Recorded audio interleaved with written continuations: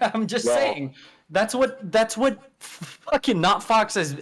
Any time that I've been in there, when he's been in there, he just simply says, how do you know that your experience is outside of your mind? How do you know that anything happens to you isn't true?" And I'm like, Alright. You well, can't do the accent. Mudfox has a unique accent, Can I bro. ask you there are guys the plenty. question? Can Well, I ask you guys the question I'm that I sorry, asked? that was kind of unnecessary for me to do on Can I his ask you behalf, guys the but question that I Yeah, asked? yeah. Right, and see what the well, that is conversation was? because Christians are solipsists. They are solipsists, and they project solipsism onto their opponents, right? Because they can know nothing because of divine command theory. They absolutely believe in miracles, so the law of identity is broken. They are solipsists. They are schizophrenic Yeah. Christians. Like, It is an illness, basically, isn't it? I mean, that's well, no, literally I'm, what I'm just you would saying consider a schizophrenic, honestly. they don't Somebody that they sees don't hallucinations and recognize yeah. they don't Yeah. they don't recognize their solipsism, but they Christians are solipsists and they project it onto their opponents. No, that's a good Oh point. yeah, That's a good point. they don't No, I could see recognize it. that. Yeah, yeah, yeah. That's a They good don't point. I recognize don't know it, but how he expects to convince anything anyone is to be a possible in Christian their just by view. fucking muting everyone. Right. Yeah, That's that's how my it point, bro. works. That's why he just That's my literally main is point. only in there. I called him a pussy. Maybe I shouldn't have done that, but I mean, he's a pussy. Like if He somebody is a pussy. I challenges called him a me, pussy too. He just fucking mute. yeah, He won't engage in a proper conversation as soon as he's challenged. Yeah. right, right. You And know you what can FPS told me? You know what FPS told me? He said that if you keep looking for holes in the Christian narrative, then you're never going to find God. And I said, listen, but there are these holes. And then they just started saying this guy just Well, wants to argue for the sake of arguing. That's so hypocritical. You can't ask them questions.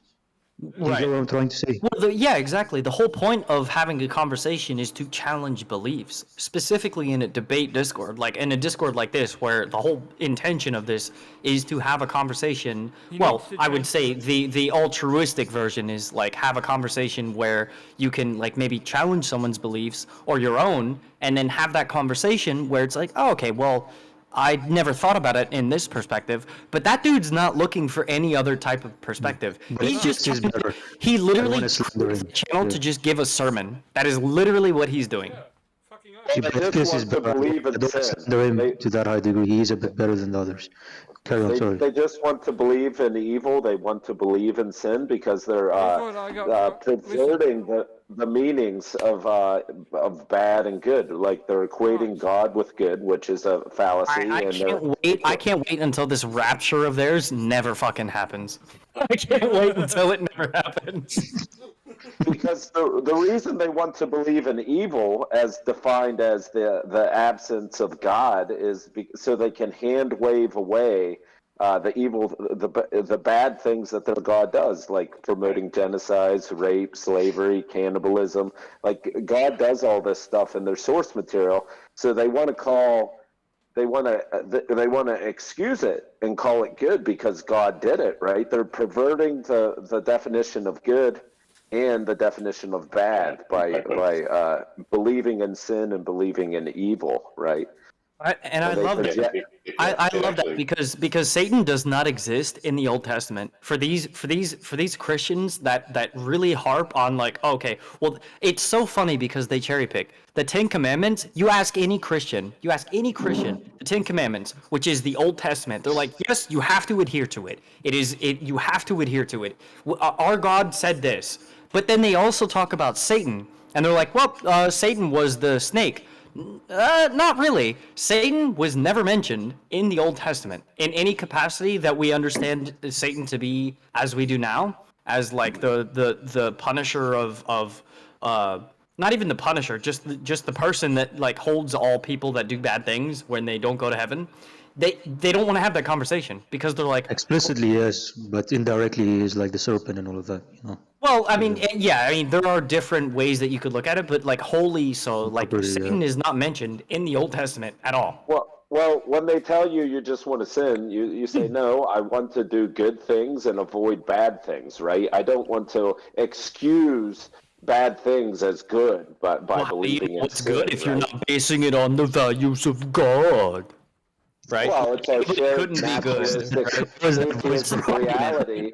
Who did you speak to, You, bro? right? But that's kind of what they say. They're like, how do you have morals without the Bible? Oh, I know, It's like, but Right. yeah, Well, you just point to objective reality, right? It's been revealed to us through special and natural revelation, I right? would, We have, I would agree. Yeah. yeah. So there, yeah. my issue is that so believing in the Bible requires you to take really weird positions, like really brain benders of position, just like what you're talking about on the problem of evil. But the problem of free will is there too, right? And how you justify that with Genesis, but the morality question is actually my biggest gripe, and it's the one that I think is most repugnant. Because as an atheist and without a God, I'm definitely able to come up with an objective moral standard. Yeah. And I think it's Yeah. repugnant to me that a theist No, you says that cannot. they can't. Sorry. We see that monkeys do this all the Absolutely, I time. Yeah, we see that primates do this all the Yeah. time. Intelligent if you species do presuppose this it. all the time. They don't kill each other because it's not good for them as a species to do. Oh, Therefore, actually, have you heard about the monkey wars? no, but tell me. I'm interested. Yes. That's Yeah, fucking. good way to derail off the conversation. Yeah, dude, this shows how morality worked. Because there were Tell me. two big, no, there were like two big tribes somewhere in Central Africa, and they were studying them, and they were encroaching on each other's territory, closer and closer. One of the monkey tribes allied with a smaller monkey tribe, and they murdered the bigger monkey tribe Yeah, for the dude, that's called territory. a fucking coup. These monkeys are smart, bro. So, Nice. talking about monkeys and morality, Spice. they go hard. There were over 200 Well, monkeys Alright. involved. Gentlemen, I You're got. too excited about It was. monkeys, bro. I love this channel so much. Actually, I'm gonna join this anytime I see anybody in here. This is so much better than the theist experience. I hope y'all have a good Atheist night. Yeah, yeah, I'm definitely, hopping bro. out. Y'all have a Definitely. good night. Y'all have a good night. Yeah, You too, sorry, for brother, you you to too. re-enter, you have to tell your grounding. I hope we can realize that morality is objective, right? What the problem is user error, right? It's the absolutely. person doing the weights and measurements of objective morality, where there's a user error there, and like when you introduce theology, why is it? that introduced Hang on. the user error, right? Yeah, hang on. Why is it? How are you saying morality is objective? What makes it objective in what you're trying to present? Yeah, you won't be able to, bro. So yes, you absolutely can explain how it's objective, and it's objective in the way that biochemistry is objective, that physics is On what? objective. It's On what is it objective? Yeah. You have to keep deducing. It'll go back, and it'll end up being subjective. Yeah, because what hang you on. do Why is is it? you Why is it? measure Why, you wait, measure why is the it? action, Wait, right? wait. Right. Why is it? Why is it? Hang on, because I want to know what your definition of objective versus subjective is, and then your definition of morals. Okay. Okay. And then we can go So from there. would you say running is objective? Running. No, right? please, no, hang on. Why is it? Please listen to me. This is very important. Give me your definition of subjective versus objective, and then give me Okay. your definition of morality.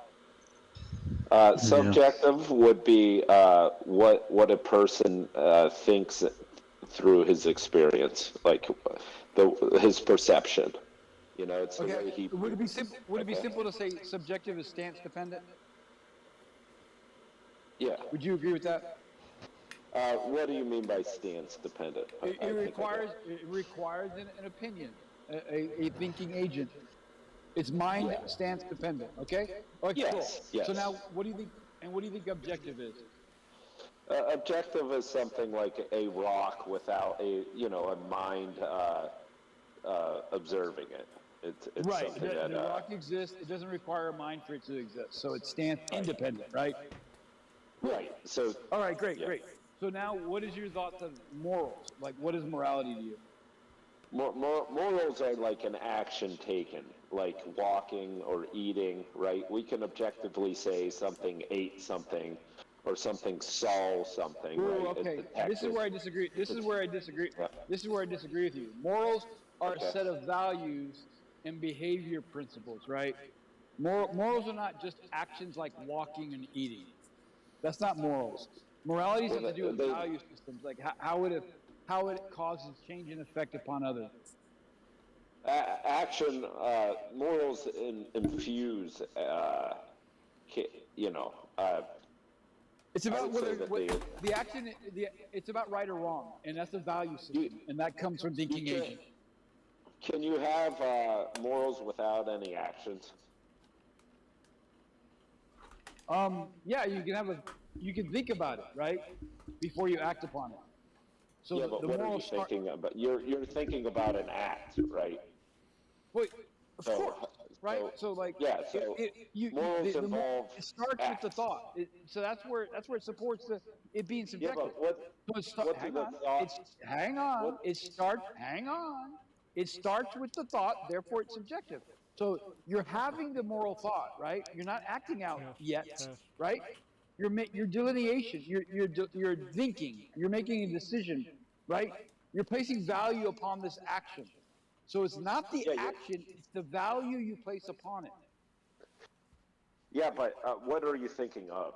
You can't have morals without actions, without thinking about, the Okay, Yeah, an action. hang on. Let me jump in real quick, and I'll be quiet again. Yeah, Yes, you have actions, right? But actions could be moral, amoral, or immoral, right? Me walking is amoral. Me walking on babies is immoral. So it's the consequences of the action. It's not the action itself. Thanks, Right, Bob. That was good. and That it's was good. Yeah. objective. Yeah. It's objective. You can't say that. Oh, it's just the value, right? There's something about walking on babies that is different from walking on pavement. Okay, and And what makes it different? What makes it different? well, I'm not claiming that I can articulate this the best, but this Are is you something serious? that we have to address. We can't. We got to Just be hold the patient, bro. line here. We have to come together and really flesh this out. So I'm interested, that you So seem real quick, staunch. Wise Ape, it's real simple. What is the big difference between someone walking on asphalt or walking on a ground covered with babies? It's infused with more, it's not amoral anymore. It's part of our objective moral reality. Are you saying you can't? Okay, that was nothing, bro. That was a bunch of word salad, dude. I'm The saying issue, it's a brute, hang on, it's a brute it's clear fact. as day, bro. It's Would you clear try as and day. You're what, walking on what other. body like so you're where, walk- where just so you put yourself in that situation. We like you obviously you're gonna try and like step on a certain body part. What body part would you each person go for? Oh, dude, you're going dark, bro. I had I'm just I I'm had just something point- way I'm darker, just point- but Yeah, I'm just I pointing out the decided to obvious. leave it. I'm just pointing out the obvious that you're walking on another sentient agent, right? Another thinking agent, a living being, I don't and know. you're Hang on. violating their. I don't know and if you're I consider violating- it. Hang on. How old are these babies? Because I don't know if I consider a It doesn't baby matter. sentient. You're violating another autonomous. You're violating someone's body's autonomy. They're not granting you permission to walk on them, and the walking you're doing is detrimental, not beneficial. So That's it's why I'm immoral saying. because you're That's why I'm causing. saying. Which body part do you Yeah. go for on each baby to do the least harm? So me, I would not if I had a choice between path A, if I had a choice if I was to walk the store and I could and the only way to get there was to walk across babies, I don't think I'd go to the store. So yeah. What? You'd die of JCC. starvation. No, What no. if what if the another ground choice. was? What if we lived in a universe where the ground was just made of screaming fucking babies? Oh my goodness, that's crazy. Sounds JCC, fun. you would agree that subjective reality is part of objective reality. That objective reality entails, the ability or the Subjective emergence experience, of yeah. So I think once you start having subjective experiences, the objective morality comes into play, and the reason why people say, well, who's to, I need an ultimate authority, is that they're just suffering a user error of their subjective experience. Like, they can be wrong, right? They could walk off a cliff, right? But we wouldn't say like,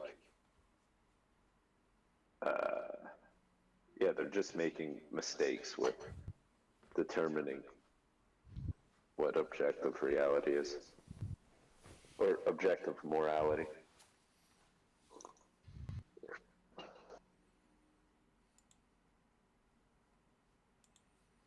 Think you lost him.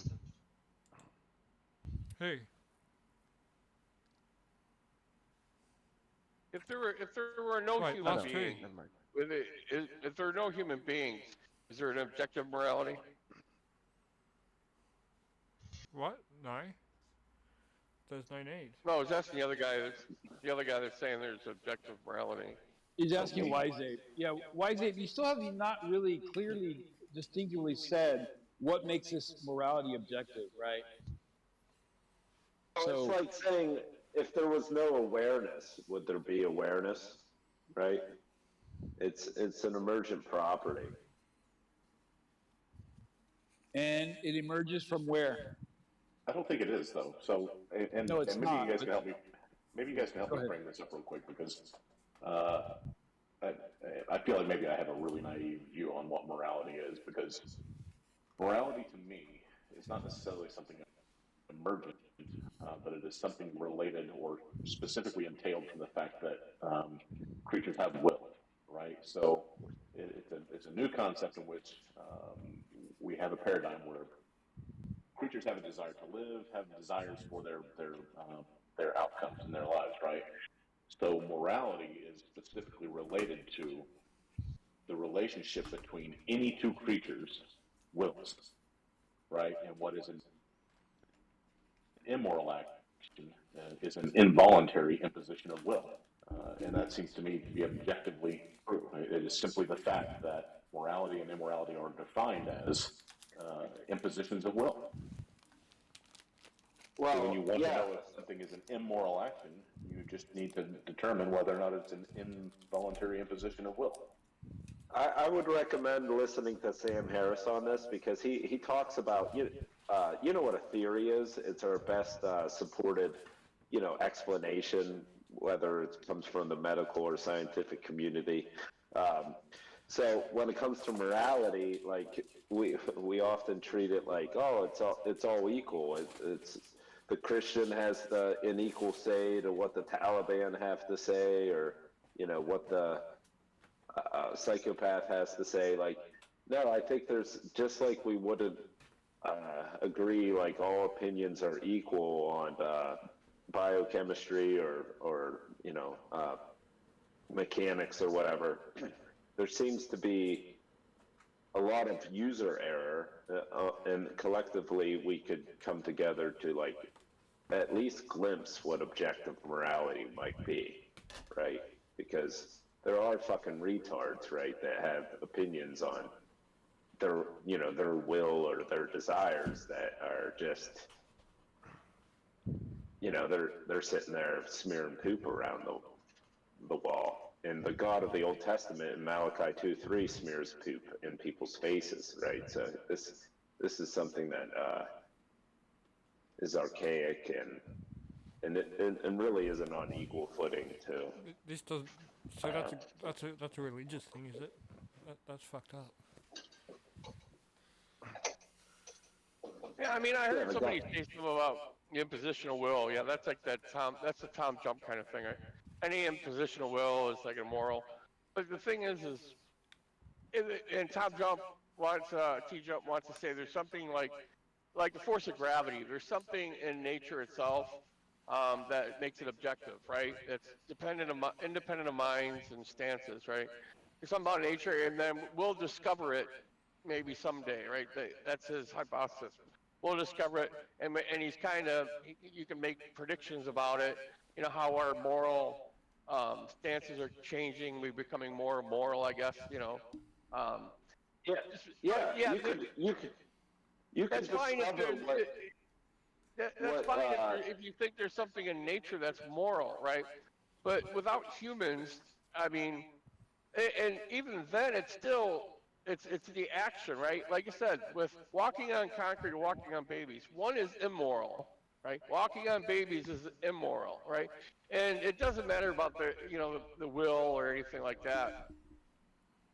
Right? Most people look at it as causing harm. You're going to cause harm to the babies, where you're not causing harm to the concrete. You are. The concrete's wearing away. Poor concrete. Yeah. I mean, what about? I'm okay. But the concrete doesn't have feelings about it. So. Like I said, though, I don't know how old are these babies, because I don't know if I consider babies sentient.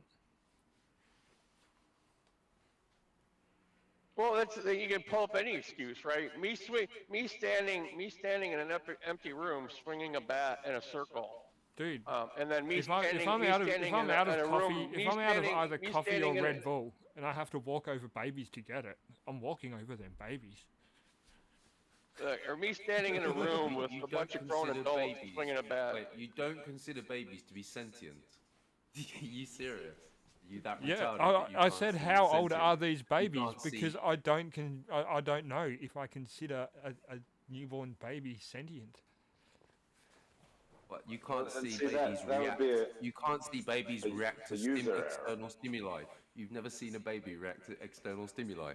You don't think they're sentient. I've seen a plant react to external stimuli. I think Yeah, like smile at their the mother or something definition. like that, or cry. You don't think that is evidence of Well, no, sentience? the definition of, like, most people use it for definition of sentient is self-aware, right? And yeah, if you put a baby in front of a mirror, they're not really, as far as we know, aware of themselves. That Thank you. No, what they're you're the talking about baby is in the theory mirror. of mind. Thank That's you. a totally different thing to sentience. Sentience is literally just having conscious awareness. It's not So like having theory of mind. morality is kind of like breaking attachments. Like if you are to break bonds, then you would be doing something immoral, right? So something had a bond to a baby, right? Or even the baby's bond to its own experience, right? It's Alright, baby. that's where morality seems to emerge is through attachments. Yeah, you can have morality through attachments, but you don't even have to be attached to someone to have a moral stance on a thing.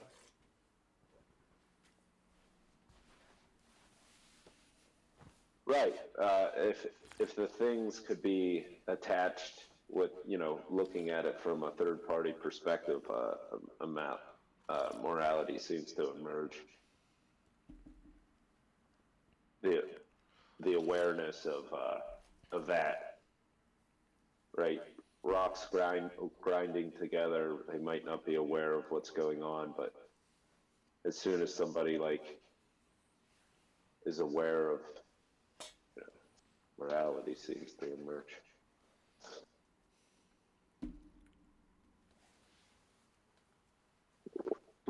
Morality seems to be a part of awareness. Awareness is objective. Yeah, and what we're saying is being aware of something has values, right? If you value something, the consequences of your actions, right? If you value giving someone a flower to smell because they like the smell of flowers, that's a good action. But then if you give someone a flower knowing they're allergic to it, that's a bad action, right? So giving a flower to someone necessarily isn't a moral action. It's the consequences of that immoral action, right? Your intent behind it. Like if you didn't know that they were allergic and you caused them, great suffering, then you're not intentionally doing an immoral action, right?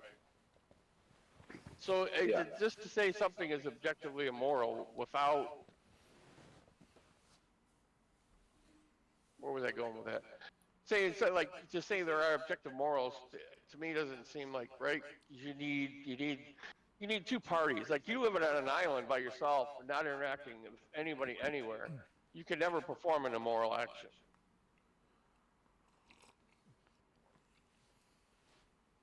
Yeah, and so reality might be constructed in this way where the mechanism of natural selection may be blind, but once you get awareness through senses, natural selection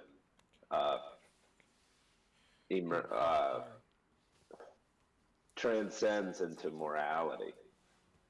like morality might be a feature of natural selection or a developmental stage, right? Like just morality may be natural selection. That what's the process called where a caterpillar goes into a cocoon and emerges as a butterfly? Metamorphosis. Yeah, so I think morals are just some sort of metamorphosis of natural selection, and natural selection, like not all organisms make it, right? They die out, and so like the metamorphosis, the morality, some of it like is inadequate to survive,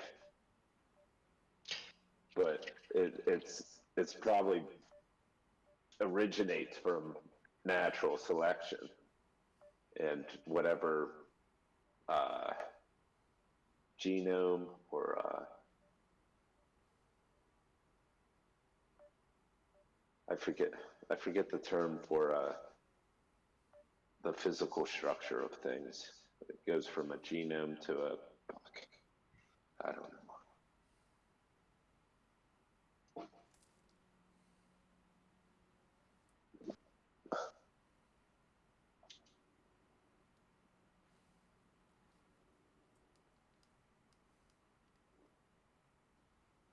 Yeah, but just to recap, like natural selection, if we want to consider it a blind process, metamorphizes into morality when we begin to get awareness. Yo, what's going on? Where's Ash? Don't know. What do you mean you don't know? When was my turn to watch? I have no idea. He's not with me. What? Where'd he go? He's not with me. I don't know. I don't know. When was Somebody my turn to watch? hotlining? Fuck. Where are you? Who's with you? No one. What's going on? Bullshit. I don't know. No, there's not. You There's no tell one. me. There's no one here. Well, Oh, how come I Hey can't Bart, hear you still owe me an unmute, by the way. When the fuck are you gonna do that shit? you've heard of genes, right? Sorry, Which guys. is a I'll mute my mic. biochemical. That was a big mistake. Sorry. And then memes, right? You know the definition, the differentiation or the similarities between genes and memes, but morality is part of the. Yeah, I mean, I flop back and forth between morality being objective and subjective. I think it's more subjective than objective. I could hear the arguments and see that how someone could think there's like some objective force, morality force in the natural universe. Well, would we call natural selection objective? I don't know. Is it is it an objective force? It seems to No, be like natural selection is just it's a process of nature, just the way nature happens. it seems to be like a feature of chemistry, right? Because we go from inorganic chemistry to organic chemistry, which is just like it's an unbroken process, right? Yeah, Chemistry. but we can intervene in natural selection, right? We can force natural selection, right, by breeding, plant different plants together and different animals, right? We can force selection. Yeah, but you have an awareness force changing it, right? That's and when natural selection metamorphizes into morality, that's when you can. I don't think it does. I don't think natural selection metamorphoses into morality. I don't know what that means. Natural selection metamorphoses into reality. I think natural selection is a constant thing that always happens. I don't think it metamorphoses into anything. I think morality is a subjective morality is a byproduct of Well, go like even a step further. Evolution. Go ahead. so if natural selection is blind, right? If it produces offspring and the ability to eat and procreate, right? It's part of life.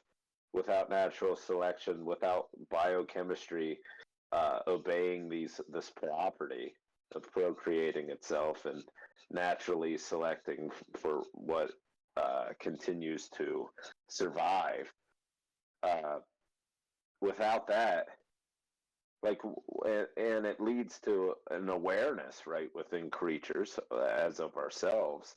Um, if natural selection didn't emerge morality, then with this awareness, we could undercut natural selection, which would reverse it or be at, not advantageous to our survival.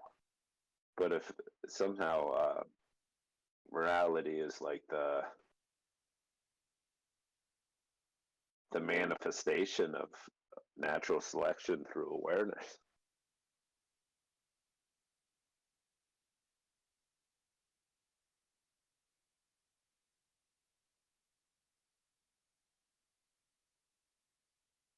Yeah, I still don't see it.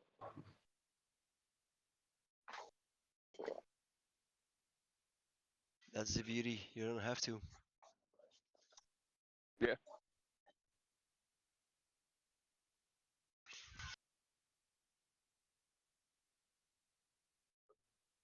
Yeah, the beauty of it is it can be thought upon and argued against, and made stronger. That sort of direction.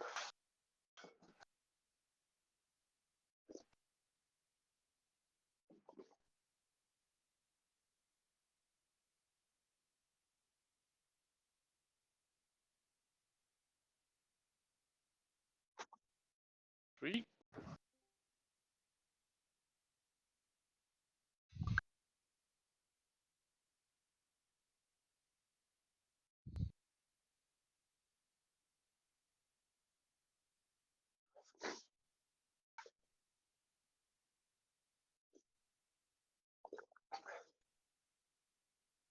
I was just trying to come Sorry up about with an alternative view on,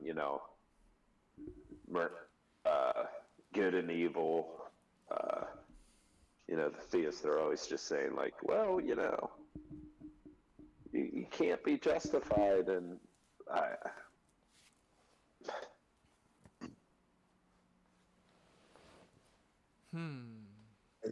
I found morality a complete human construct, and if you look at the history of man and humans in total, we've seen that morality was more rudimentary, based on the survival of society. You shall not kill, you shall not steal, and the more we advance as a society to the modern secular state, we're trying to tackle more complex issues.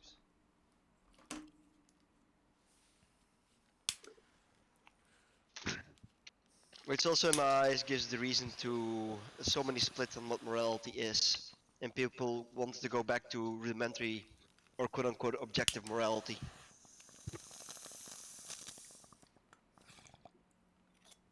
Based on nothing, that's my feeling about it.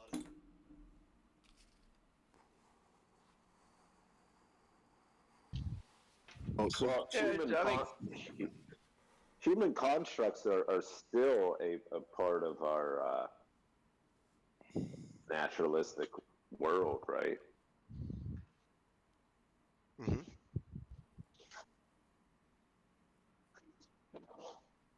But I see morals more as a thing that we, out of a necessity or impracticality. The internet is a human construct, right? Yeah. And morals are a human construct, right? Mm-hmm. So I'm just saying, like, would you equate or equivalate prayer with the internet, like the ability to to just make up shit and pretend like you're talking to somebody? Is that more objective than actually having the internet and being able to communicate, right? Depends So on the person you ask. I would say definitely no. Yeah, so I don't think, I think morality could be uh, pigeon pigeonholed, or whatever the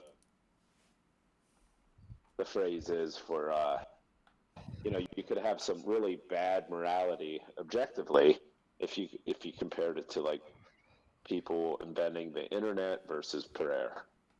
Like there's, What and is you the could say objective that, well, standard that's you're listening, like you're putting up there then?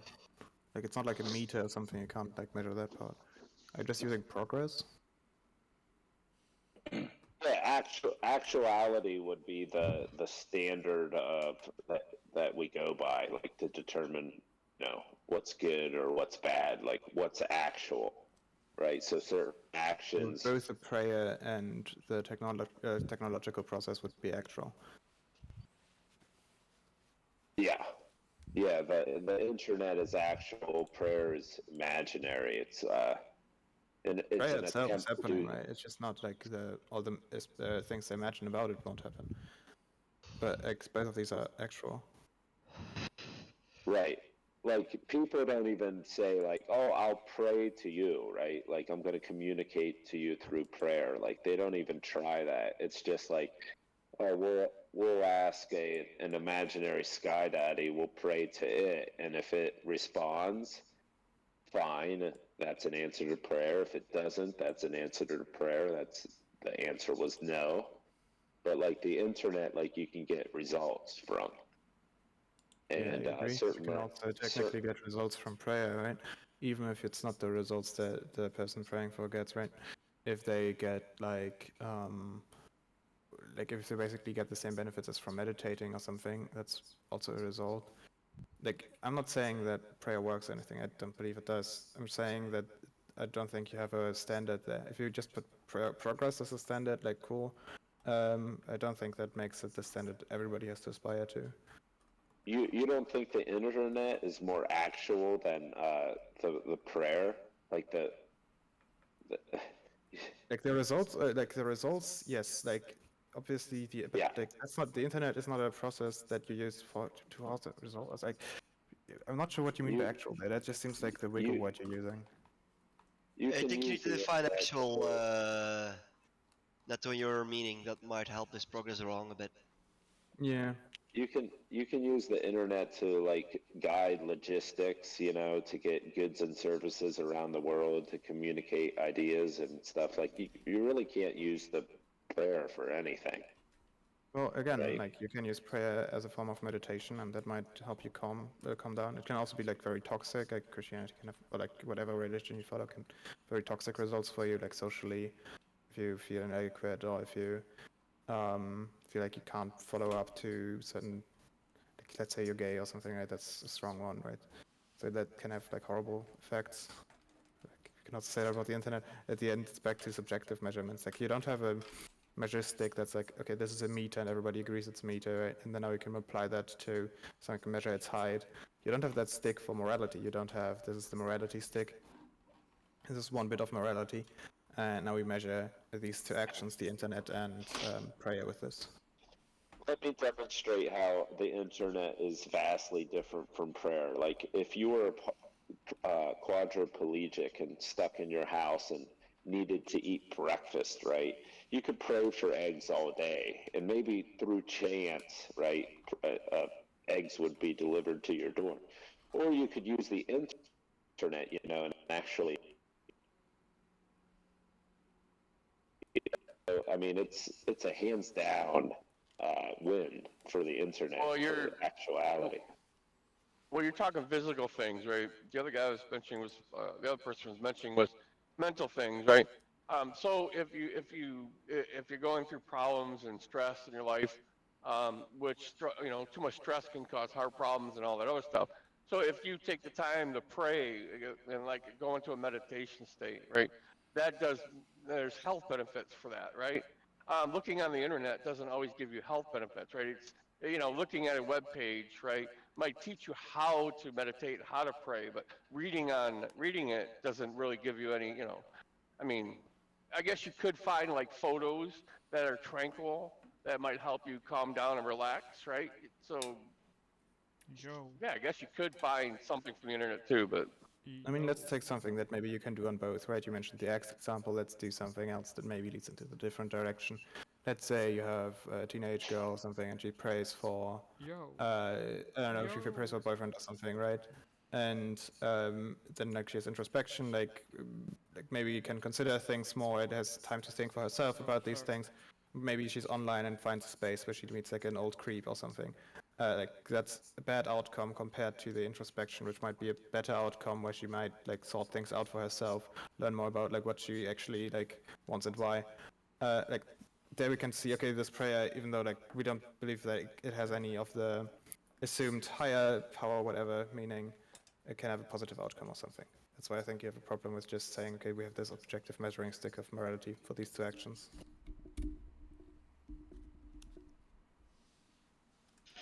yeah, I guess it all depends on the context, right? Prayer is good in some contexts. The internet is good in some contexts. One is better than the other in some contexts, right? You just can't flat out say the internet is just 100% better than prayer in all situations. Yeah. That's how morality works. Like the guy who's stuck in his room and he's totally content smearing poop around, on the walls and on his face, like that makes him happy, right? But in that context, right? But that's not going to make everybody happy, right? There seems to be a more actual morality that would be. At that point, I think what you're getting to is like a measuring stick of, okay, what do most people consider good, bad, something like that. I think that is more reasonable as a standard, but maybe you then run to, like, if we compare that to other subjective things like taste or something, like most people maybe like pizza, very few people like fewer people like licorice or something. Saying that therefore there's an objective taste there, I think that's a bit problematic. It just seems like subjectively there's these groups that like this more, there's these groups that like that more. Don't think that gets you to where you wanted to go. Well, I don't think it's contingent on what they currently like, right? Because I think there could be a pathway to like that's not traditional where. Skunks. Sorry. Wait, who was that? That was skunks. Oh, I'm not nice. sure whether that was I intentional. got him. I forgot I'm in a guest room. No worries. Hold on a minute. And what was your point? Could you repeat it? Where's that?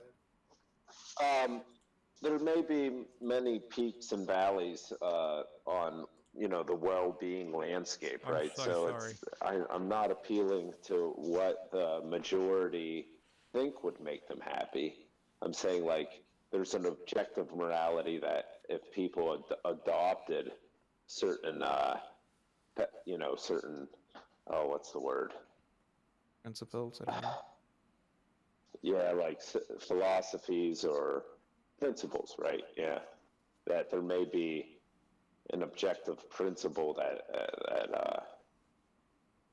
would suffice, most people or most things in general, right? Because it seems like we have this common trait that things sort of want to survive, right?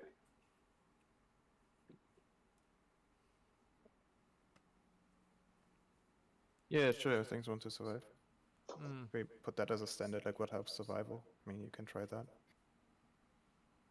I'm not sure that's exactly what we would call morality, because I think there are people who can say, okay, it's moral for this person to choose to end their own life or something. It's not like that's opposite to their survival, and we might still call that moral. And things seem to form habitats, right? Like we do discuss, like, well, what about predators and prey?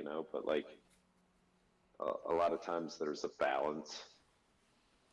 There's a habitat, right? That seems to be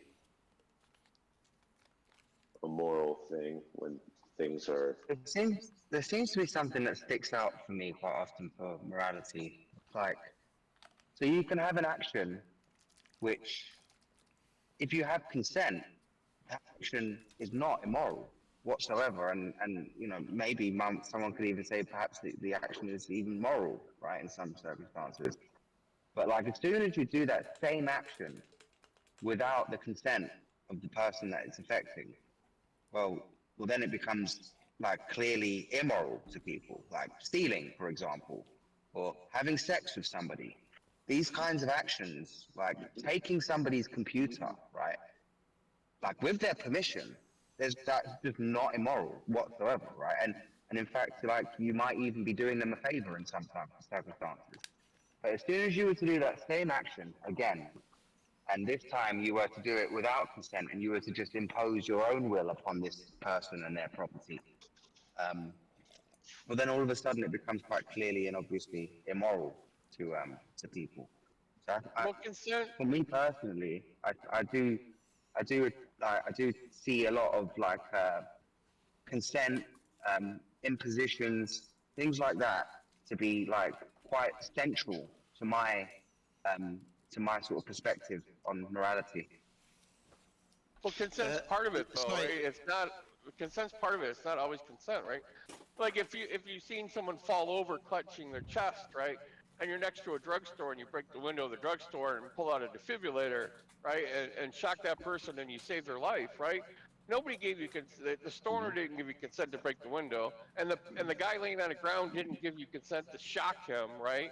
Or so Yeah, I have a it's not response. it's the consequences. I think it's more the consequences of the action, not. Well, I think in instances what you're talking about, there is justification for an assumption of like retroactive consent in some sense, right? In that sure, like children, for example, like when you wake the child up to go to school, child doesn't want to go to school, you make them go to school, right? That's an imposition on their will. But we have a good enough, well-established understanding that when children get older, they are grateful that they went to school, and that if they weren't, made to go to school, there would be they would be upset about that. They would definitely give like retroactive or future consent, however you want to word it, consent. So that like we that's still an assumption. It's still an assumption. You're taking a risk when you do that, right? But I think it's a justified risk based on the information that we have. If we're to assume, would this person consent? We're not just going to like make up an answer. We're going to look at like the established history of these kinds of actions and whether or not people generally consent to these kinds of actions. And and in those instances, I think we would have justification. But that's all situational, right? If you're living in a tribe, in Guatemala or South Africa or in some island, right, where you don't need education, you just need to know how to live and what foods to eat, what foods not to eat, right, and how to get your food and water. You don't need school. So a kid, you don't. Again, It's not about school. I'm not mentioning school. I'm just mentioning obviously I did mention school. What I mean is like the point is that like we have like school was just one example. The example of the heart attack, right? That example. Now like people who have defibrillators in their businesses, right? They haven't got them for themselves, right? They've got them in case anybody needs it, right? So like the presumption there, the assumption there is that the person has bought this defibrillator so it would be used upon somebody, right? Like I would think that they would be upset. The example I gave was a drugstore. The guy's selling the defibrillator so he can earn money to feed his family. And if you just break his window if you break his window and take the defibrillator to save someone's life, right, you're costing him money, right? So the man would just get compensated for it, right? So that what would then happen is that like if that was the case, right, and that like somebody had their product that they were selling to be taken without their consent and used, well, you could make an argument that that was actually immoral to do that, to take his thing without his permission, without his consent, and then use it upon somebody else. You could say that, right? And that like, somebody would be liable for the cost of that defibrillator. Like whether or not it saved the life doesn't mean that the person doesn't need to get compensated, right? Like there's no need for it to be immoral here. He can be compensated by the person who had the heart attack, for example. Maybe they can set up a payment plan to pay for this this defibrillator. But I understand that, but it's not just consent. Consent is part of it, but I think it has Yeah, no, more I'm to not saying do it's with the just outcome. consent. Yeah, I'm not saying it's just consent. I'm just saying that like consent is quite central to my the way that I view morality. It's not the be all and end all, right? But it is very much central to my thinking about morality.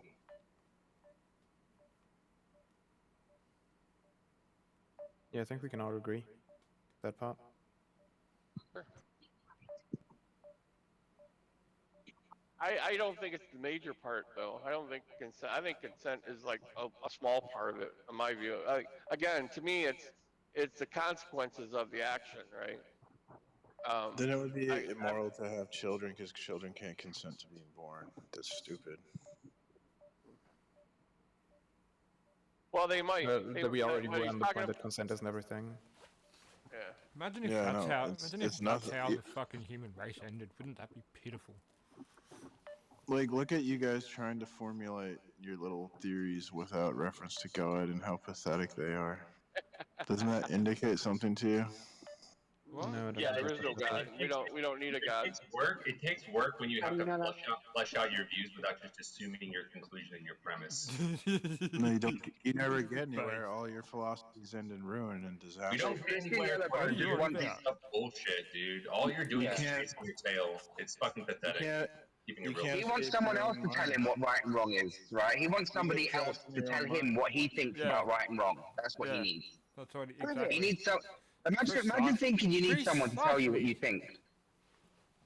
Yeah, I feel sorry for P. Mars, right? He And can't therein figure out lies on the his own what problem. P. Mars can't figure out on his own what's right and wrong. He needs some supernatural, imaginary being to tell him. The irony, though, is that if you go into a Christian room needs filled a with book all or these some people shit. who have definite knowledge of their beliefs, a lot of times they're too busy arguing with each other to argue with the atheist. Like, I've gone to this room called Christianity versus All, and I'm like, hey, I'm the all part in this equation, but they're too busy debating, like, is the Catholic tradition really Christian or not, you know? Why submit to God when you can just be your own authority and be God yourself? Sounds Why amazing, submit to right? God when he Christians doesn't and exist? Catholics were very much fucking. Well, if there No, is, that's what let's God say there is a God. Why should I submit to it? Let's say there's True. God. Why should I submit to it? Yeah. True. Yep. Well, Why why not? should Wait, anyone it says submit to because he me? said so. Yeah, you created me, so now I must do everything you say. No, that's not how it works. Why should I submit What? to the God? Yeah. It's like saying why should a child submit to his parents' wishes or something? You know. Well, yeah, some parents are really shitty people, and they shouldn't, right? Like some parents sell their children to sex traffickers, so they should not listen to those parents, Faith. They should not. Wait, is that wrong to sell your children to sex traffickers? I would say so, yes. What do you think, Faith? Do you think it's wrong? No, I think it's wrong, but that doesn't mean it's wrong just because I say it and you Where say in it. Where in the Bible does it say that you can't sell your children for sex? Do you know what? It might actually do somewhere in there because that's the kind of thing that people used to do. 1 Timothy 1:10. Probably does, because Christians are that fucking stupid. And Leviticus 20:13 says "Arseniquete," Thank so you. you should not make immoral sexual sin. That's explained in 1 Timothy 1:10. Also.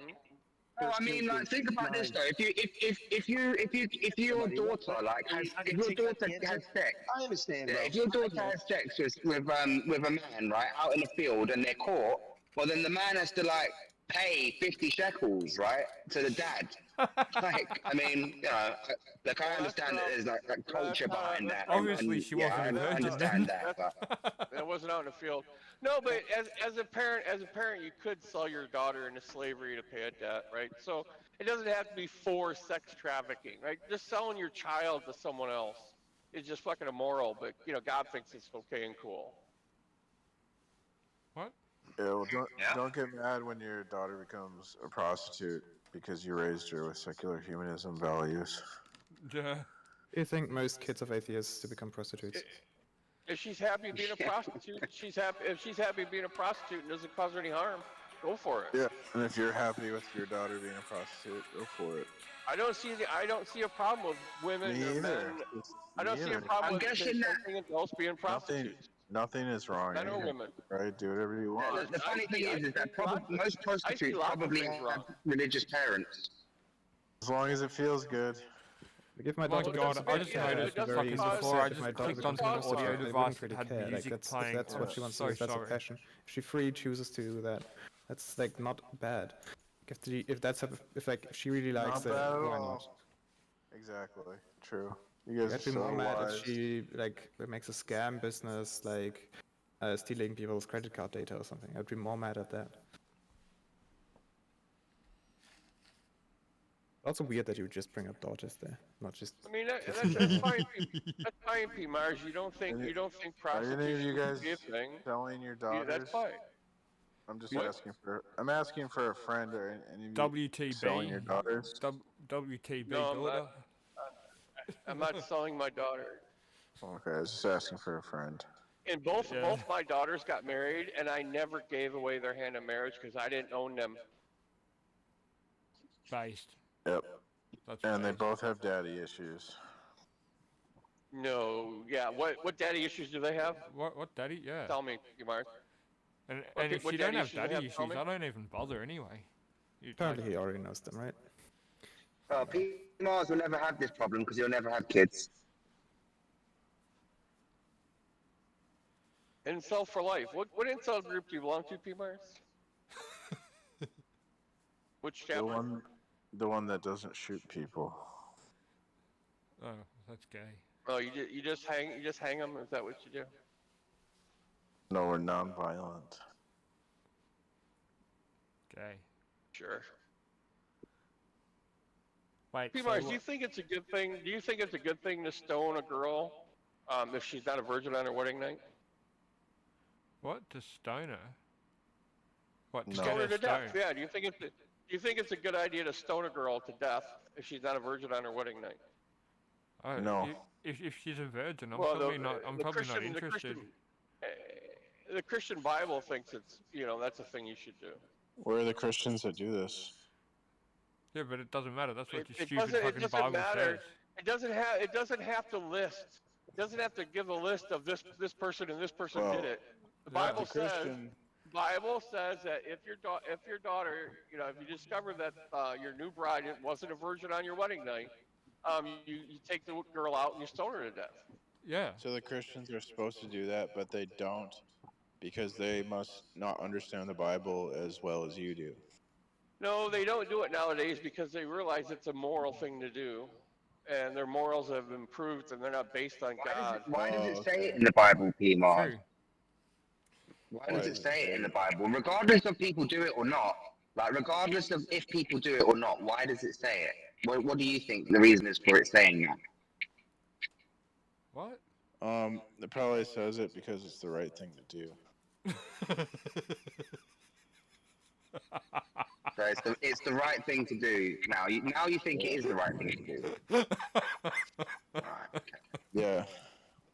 Well, no, like that's not. Look, you asked him originally what he thought, and he said he doesn't agree with it. But now you're asking him why it says that, and he's saying probably because it's the right thing. All he means is his opinion might not align. Yeah, his opinion may not align with what is ultimately correct. You know what I mean? No, he's saying he thinks it's the right thing to do because it's in the Bible, so that is the right thing to do, right? He's acknowledging that is the right thing to do, but then he's also acknowledging that he doesn't actually quite agree with all of the morality in the Bible, but it just means that he's wrong. He has some feelings inside of him that are just wrong, and actually what's correct is what the Bible says, and the Bible says, stone the bitch.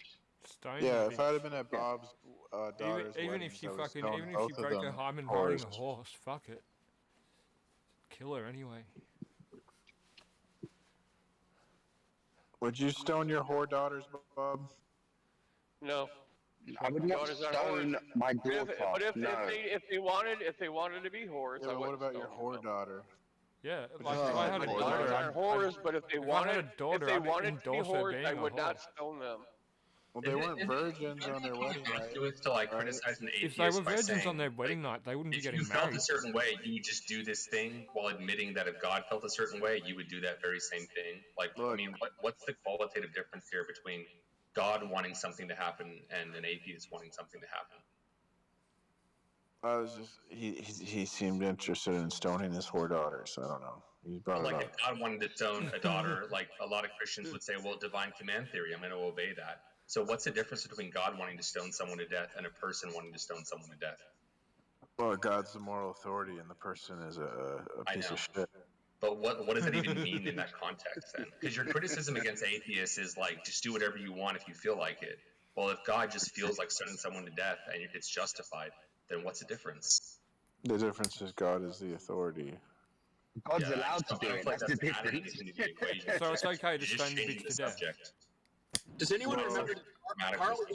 Carl Jung wrote a So- book about how atheists' morality changed when atheists were talking to Job and Abraham, right? Doesn't a moral authority differ from a moral subject When I say or a subject here, moral I'm speaking agent? grammatically. Like you put God as the subject grammatically in this statement, but then like I don't see what it's changing about the value of the statement or how egregious the statement is. God is in a different fact because God is part of a framework that Right, we but I'm use just to trying to see evaluate what does that and get me? interpret reality. Because if you admit that God could like feel or want anything, and it would be justified necessarily by virtue of him feeling or wanting that thing, I don't see the difference between that and then your criticism toward atheists saying that if you feel and want something, you can go and do it as well. It's just the same thing to me. You're just replacing the noun at the beginning of a sentence. Well, humans aren't supposed to be like God. That's what Adam and Eve. That was the sin they committed. Was they tried to be like God. Yeah, God's all knowing. That's why he changed his mind between Job and Abraham, right? No. He changed his mind because you're whore daughters.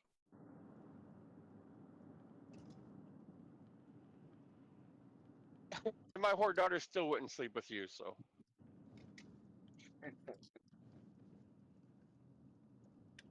We don't want your money.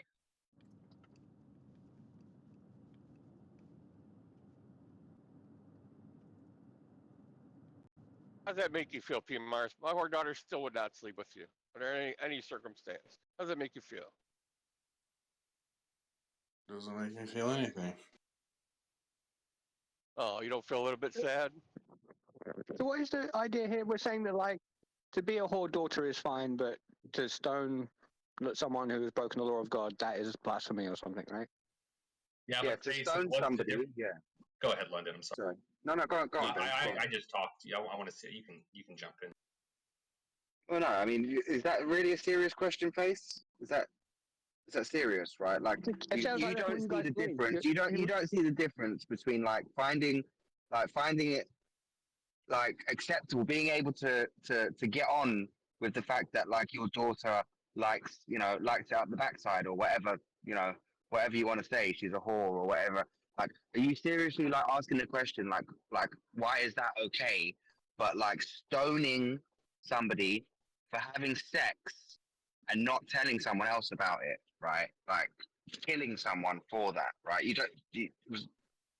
don't see the difference in those, Face? I see the difference. That's not, we're not asking about the difference. I'm just saying, look, like just because I wouldn't kill someone, it's probably because I'm a sinner. So I'm going to look at someone who's done something wrong as on my level. But if we're talking about a being that is perfect and sinless, then perhaps he has like a righteous judgment where he gives you life and you violate his law. And he says, you know what, you're dead. Yeah. Yeah, Chase, that's where I'm trying to figure out what does that even mean? Like, what is the value of saying he's perfect and sinless? If he can feel and want something in a manner that's similar to me and can be understood as like somehow reflecting personhood, then what difference does it make if God feels and wants someone to be stoned to death and I feel and want someone to be stoned to death if we have the same reason for feeling and wanting that thing? What Yeah, difference does it make? it's totally different because you're not God. You're using Why? univocal. What does that mean? I don't get it. God's nothing like you.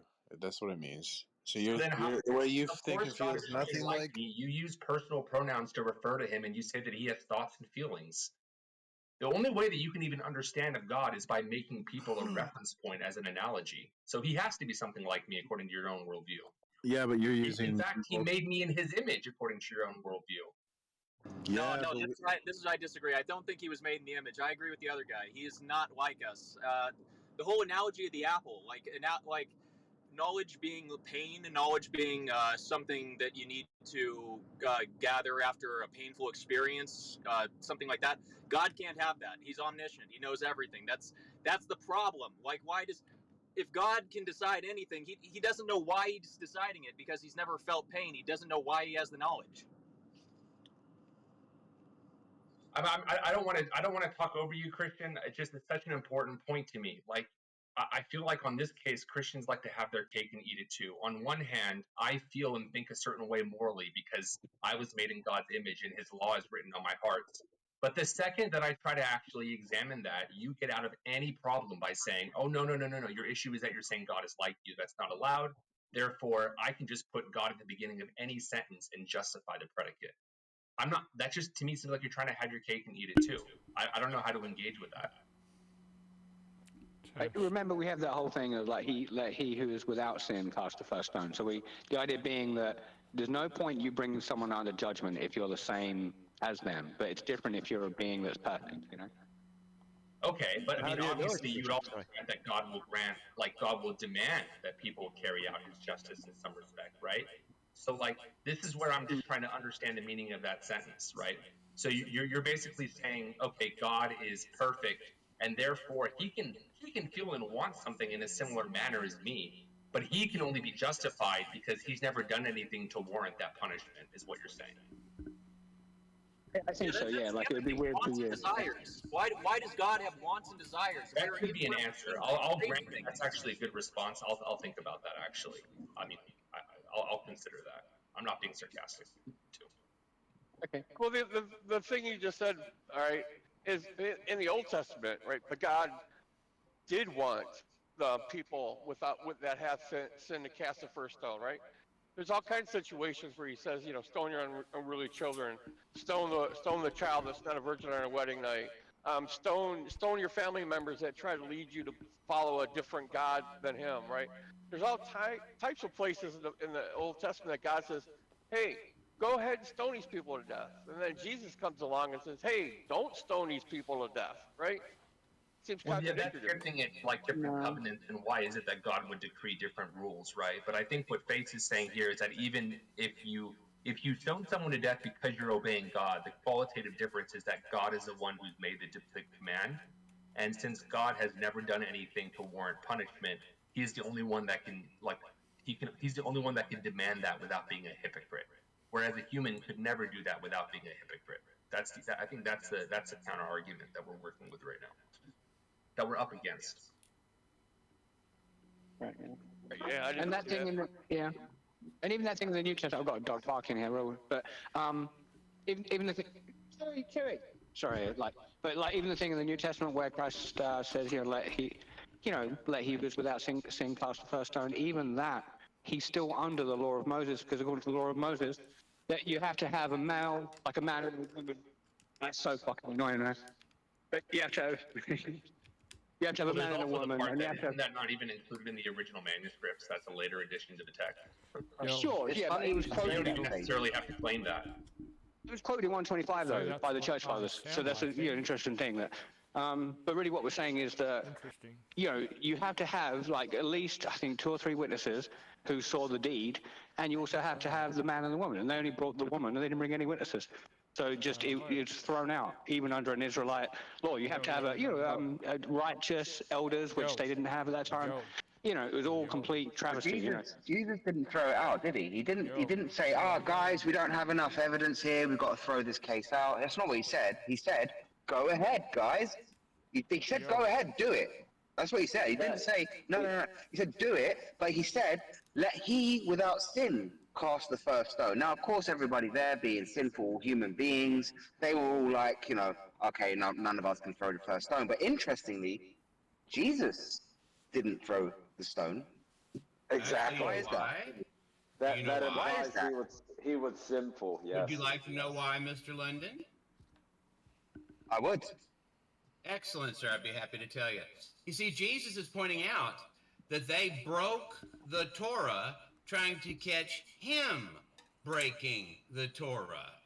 So, how many people does it take to be caught in the act of adultery? 2. How many people they bring? 1. So he's actually pointing out that they are the ones that sin. Because what is sin? Breaking the Torah. Breaking the Torah is sin. He's pointing out that they sin. They're going to sin. So how is she going to not sin? So, I think Mr. we should Batman, let Batman. that was Batman hasn't been addressed. able to talk in a while. Why don't we let Batman Yes, give him the floor, please. and just finish his thoughts real quick? And then Batman, did you want to repeat the second half of that? Yes, I'd be happy to. You see, when crap, I'm sorry, this medicine they got The me on. part of the story that gets missed is Jesus was actually the person having an affair with her, right? So he Mr. Batman, send a message when you're ready. Idiot. Now I remember what it was, the lady. This actually sounds Okay, pretty so fucking good. anyway, Jesus I like is it. pointing out that he is pointing to the law. He himself is the walking, talking Torah. And he's pointing out to them that they have broken the Torah trying to get him to break the Torah. Guess what? He bends that over and starts writing in the dust. What's he writing? He's writing from the Torah. In Jeremiah, it says those who sin will have their names written in the dust. What was Jesus doing?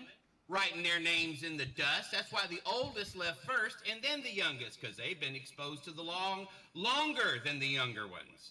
So he turns to the woman and says, woman, where are your accusers? There are none. And he goes, neither do I accuse you. Go and sin no more. Again, sin is violation of the Torah, boys and girls. Nobody knows what he was writing in the. It doesn't say what he was writing in the dirt. Nobody knows. It does if you know where to look, brother Bobby boy.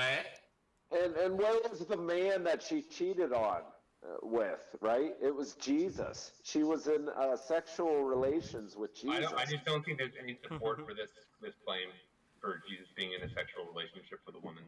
I'm sorry. Oh, that dude's a trolling idiot. But here we go. Jesus is in the synagogue. They're trying to get him to do something that they can point to and say, aha, see, you did this wrong. It's not in Torah. But Jesus is the walking, talking Torah. The Father and he are one in the fact that he's expressing the law perfectly.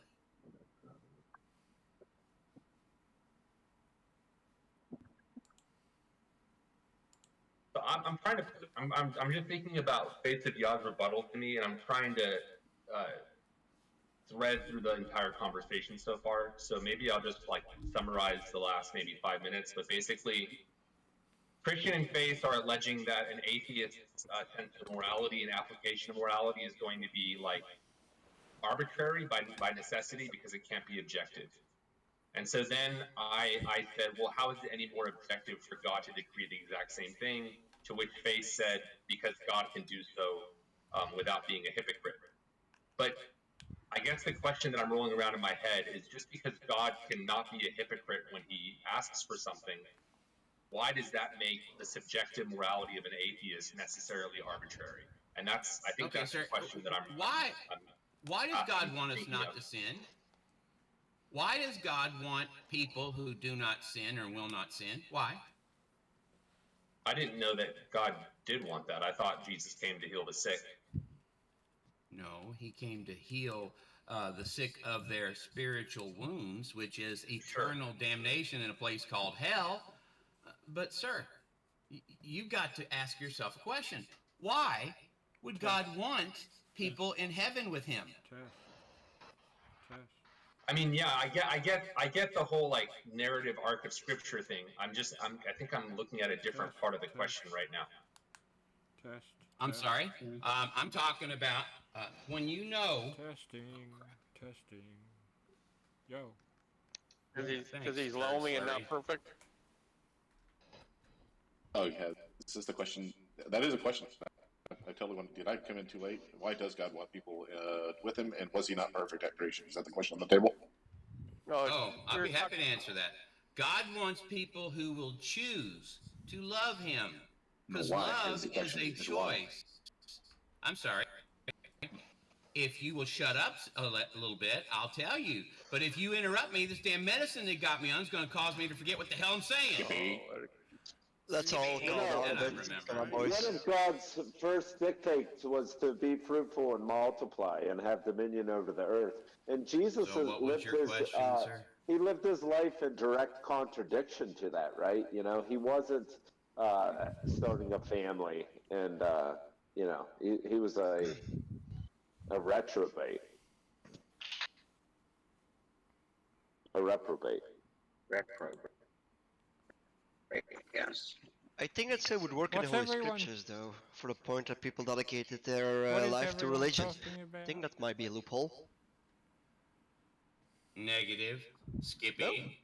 No, sir. You Again, guys there's need to read only more. one way, sir, to the Father, and that's through Jesus. Jesus is the door. But, sir, you don't even know where the hell the door is. What path is the door on? Yo. Not mine. I know that, sir, and that's why you're on your happy way to hell. Yo. Instead of I'll take my changing chance. diapers like a father should, Oh, there's right? no chance. Jesus was Yeah. like That's a solid washing fact. feet. He was washing the feet of his boyfriends. Like that is This a sucks. reprobate action, right? Jesus was entirely But an you got to ask immoral yourself a figure. question. Why does God want these laws obeyed? Why Just checking something, does he Mr. give us Batman. these? Why does he give us these feast days, Sabbath? Why does he give us particular diet? I'll tell you Mr. why. Batman, this is Because just a he technical wants question. to know. Yeah. He wants to know.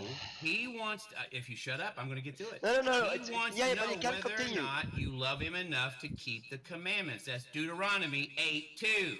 He will test you to see if you really love him enough to keep the commandments, because you cannot go on a permanent vacation with somebody that you don't really love and get along with. Mr. Batman, I'm just gonna ask you, do you have any people turned on by any chance? Because I noticed people were talking over each other.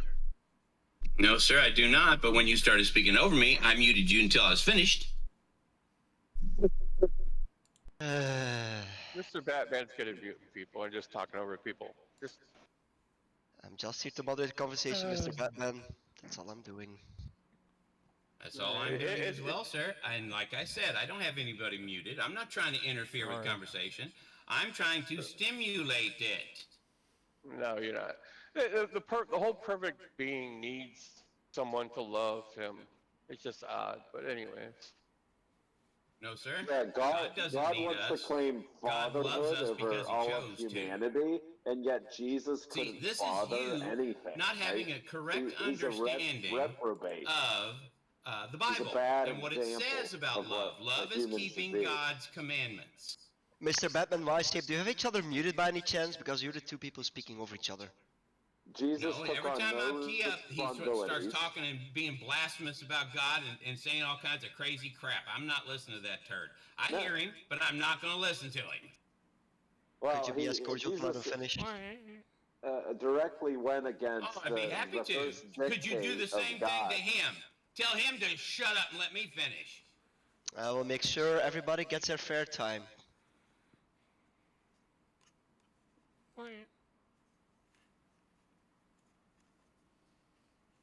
You know, developing a foot fetish instead of like changing the diapers or caring for a small baby, like it's you know, it just seems like Jesus was a reprobate. Yeah, but back to the whole thing. I don't see why. Jesus had go a back foot to go back fetish? to the moral thing. Why should we follow anything God says? Well, also going back to the moral thing, I don't think it follows. And this is in reference to Christian and faith. If you were trying to imply that under atheism morality is like inherently arbitrary, I'm not sure that follows. Even if I grant you the distinction between God and man. So I just put my recollection of the conversation inside chat. So you basically said God can impose a moral rule without being a hypocrite. It's impossible for a human to impose a moral rule without being a hypocrite. Conclusion, morality under atheism is arbitrary. So, Faith and Christian, is it correct that you think morality is arbitrary without God? See, that's the problem. You address this question to those two because you know that they've got a problem with their argument. Sir, that's not the case with me. Because, Well, sir, no, you that know was why like they it's were the ones moral? who You were know why talking. God I gives literally us was moral replying to them. laws? Because He designed the system to work a particular way. And so He Fair. gives us an instruction manual on how to live that life. I know Now, Bible sir, 101. I without get the it. God of the Bible, how do you determine what is evil and what is not? Loaded question. So No, sir. Without the God of the Bible, how do you determine what is evil? God damn, just shut the fuck up already. I always try No to give you shit, like right? super nice to you, and you just start and you just can't stop. Like, dude. That's a retarded thing to say. You sound fucking. It sounds Holy retarded. I'm sorry, sir. You're stupid. I'm going to turn you down now. Turn me right down, please. No, I'm not just addressing them two because I'm scared of you, Batman. Jesus fucking Christ. They're literally the ones that introduced the topic. I'm responding to them. Why is he muted? Next. Unmute him. What?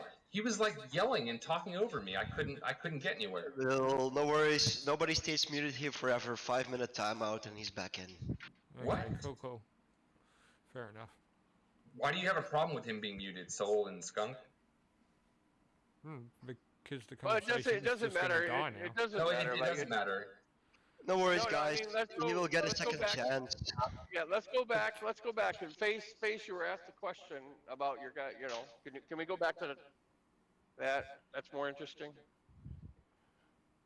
Like how you know anything to be true in a solipsistic, nihilistic, multi-talented world? Christ. I've I'm had- not gonna make progress here. This is why if I'm mod, I prefer a smaller room just to avoid this shit show.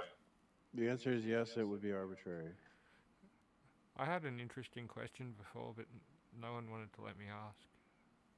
Go for it. Oh, that's sad. Martyr complex. So, alright. I'm gonna have to fucking pull it back together again in my head, right? But, I can smell burning. What? You can smell burning? Yeah, I'm cooking, right? Let me cook for a second. It's okay, it won't burn. Right. So, you're not gonna like this, possibly, Christian. Anyway. So, how do you know, right? If on a quantum level, right? Particles and shit, like, only sort of stop being waves when they're observed, right? Basically, you know, how do we know, like, that the universe isn't just a construct of our consciousness?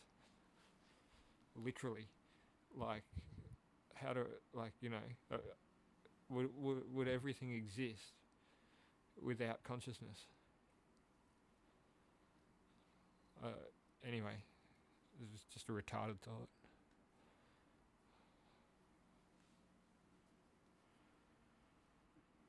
Obviously, because it's No, they just say their answer would be, yeah, well, God has the power to make it known and make it some people know in a way that's not the way it is. Oh, the answer I got in fucking the theist fucking room was like some shit about fucking the quantum particles don't exist or some shit. Like, what? I don't know. So I'm like, hang on, I don't know. From that, I just got like basically, so nothing's real. Is your idea? Therein lies the problem. How do you determine what is right and what is wrong without the Word of God, without the Bible? How do you determine that? Easily. As an atheist, Easily. you know how, when I was an atheist, you know how I did it? By functionality. If you are doing something that destroys the functionality of the system, you got a problem. That would be wrong. But wait a minute, you got to ask yourself another question. Who designed the system with its functionality? Uh-oh, so you're right back at God again. Because you cannot know morality without the creator of reality. Yeah, I can flat out disagree with that. Yeah. I don't judge and morality by functionality. You have the right to be wrong, Bobby boy. I don't judge functionality by reality, so you're just wrong. Keep your ramblings to yourself, Are please. you judging me? Are you judging my judging? Sounds like Mr. Batman's rectum got wrecked. Mr. Batman, please keep it civil. Kiss no, you my can't Scooble expect. on. You can't That's expect Greek. that from him. Go look it up. Well, I've known him. I've known him for 10 years now. He hasn't changed. He's still the same prick, same homophobic, transphobic prick. Can I add a new sexuality, meaning the functionality of the rectum, right? And so, like, he derived this from personal experience, right? Did your whole Yeah. daughter marry women? Got a new question to put on the table. What'd you say? Would you let your daughter marry women?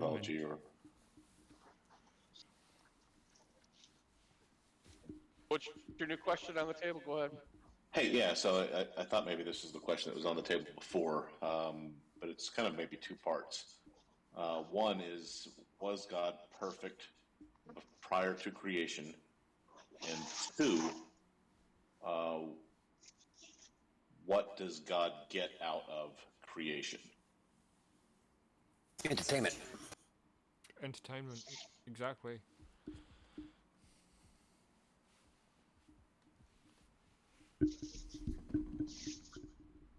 Yeah, we were talking about the perfect. I brought it up earlier about the perfect of God, right? I thought I missed it. Yep.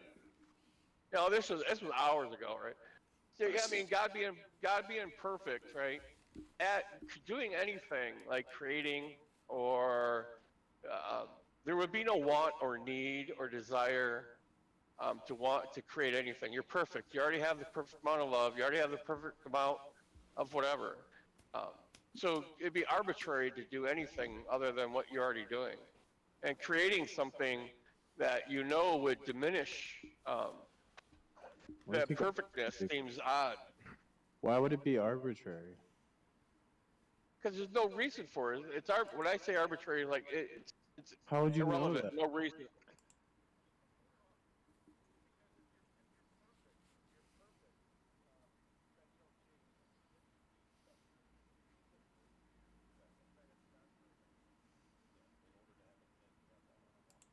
And to have a want means you're not perfect. How does that follow that if you're perfect, you have no wants? Yeah, because then you're not perfectly fulfilled. I don't see what's a contradiction. Well, you're not perfect. So either God is not perfect or God does not have wants. So there must be a contradiction. I'm failing to see the contradiction. Can you please point out the contradiction? Nobody's perfect. Just keep working on it. That's all. I don't see a contradiction. Well, I think it's been stated clearly. Can you just refute it or add an off? Add P and something not P? What's the P and not P? God is perfect. Mm-hmm. To want is not perfect. Are you serious? For God to have created, he must have wanted. Yeah, this is high level reasoning here. He's got hobbies. This is atheist. Is that not roughly the argument? I mean, somebody else. I mean, I kind of usurped. That's not a P and not P. That's just. Not everything has to be a P and not P argument, P Mars. Not everything has to be. So P and not P there's no contradiction in God being perfect and wanting something, therefore your argument fails. No. Okay. It is so. Perfect is. You're done.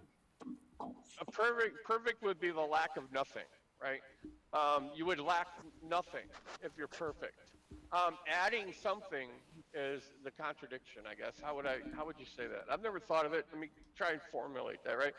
So if you're perfect, you lack nothing. If you want something, that means you lack something because you're wanting it. Maybe perhaps you're just working on your perfection. Could that be it? Yeah, but even that still means you're lacking perfection. Exactly. Perfection is a work in progress. Have you not noticed it? You're just begging the question.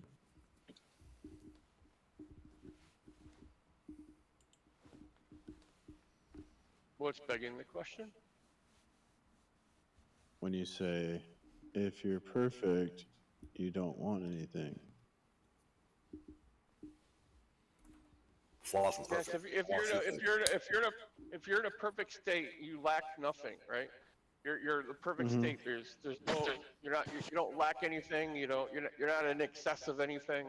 It's the perfect state, right? No, sorry. Do you want me to So the moment you want something, that means you're lacking because it's a want, it's a desire. Is that better? I mean, perfection is subjective. I mean, someone could say like a perfect being is one that wants everything. I mean, what are we pointing to in the world to like objectively define this word perfection? Yeah, I mean, look, I think like without going to either extreme, we could actually just reason, in the middle and just say, look, we as humans, we subjectively believe that creativity is better than having no creativity. So a perfect being may have perfect creativity. That's a good point. I agree with that. Creativity is key, isn't it?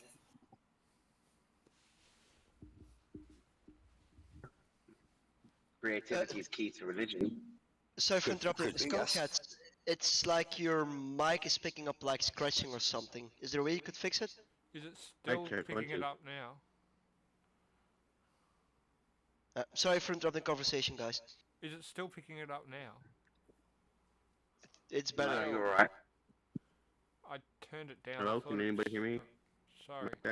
Yeah, Yeah, you we sound can hear fine. you. Okay.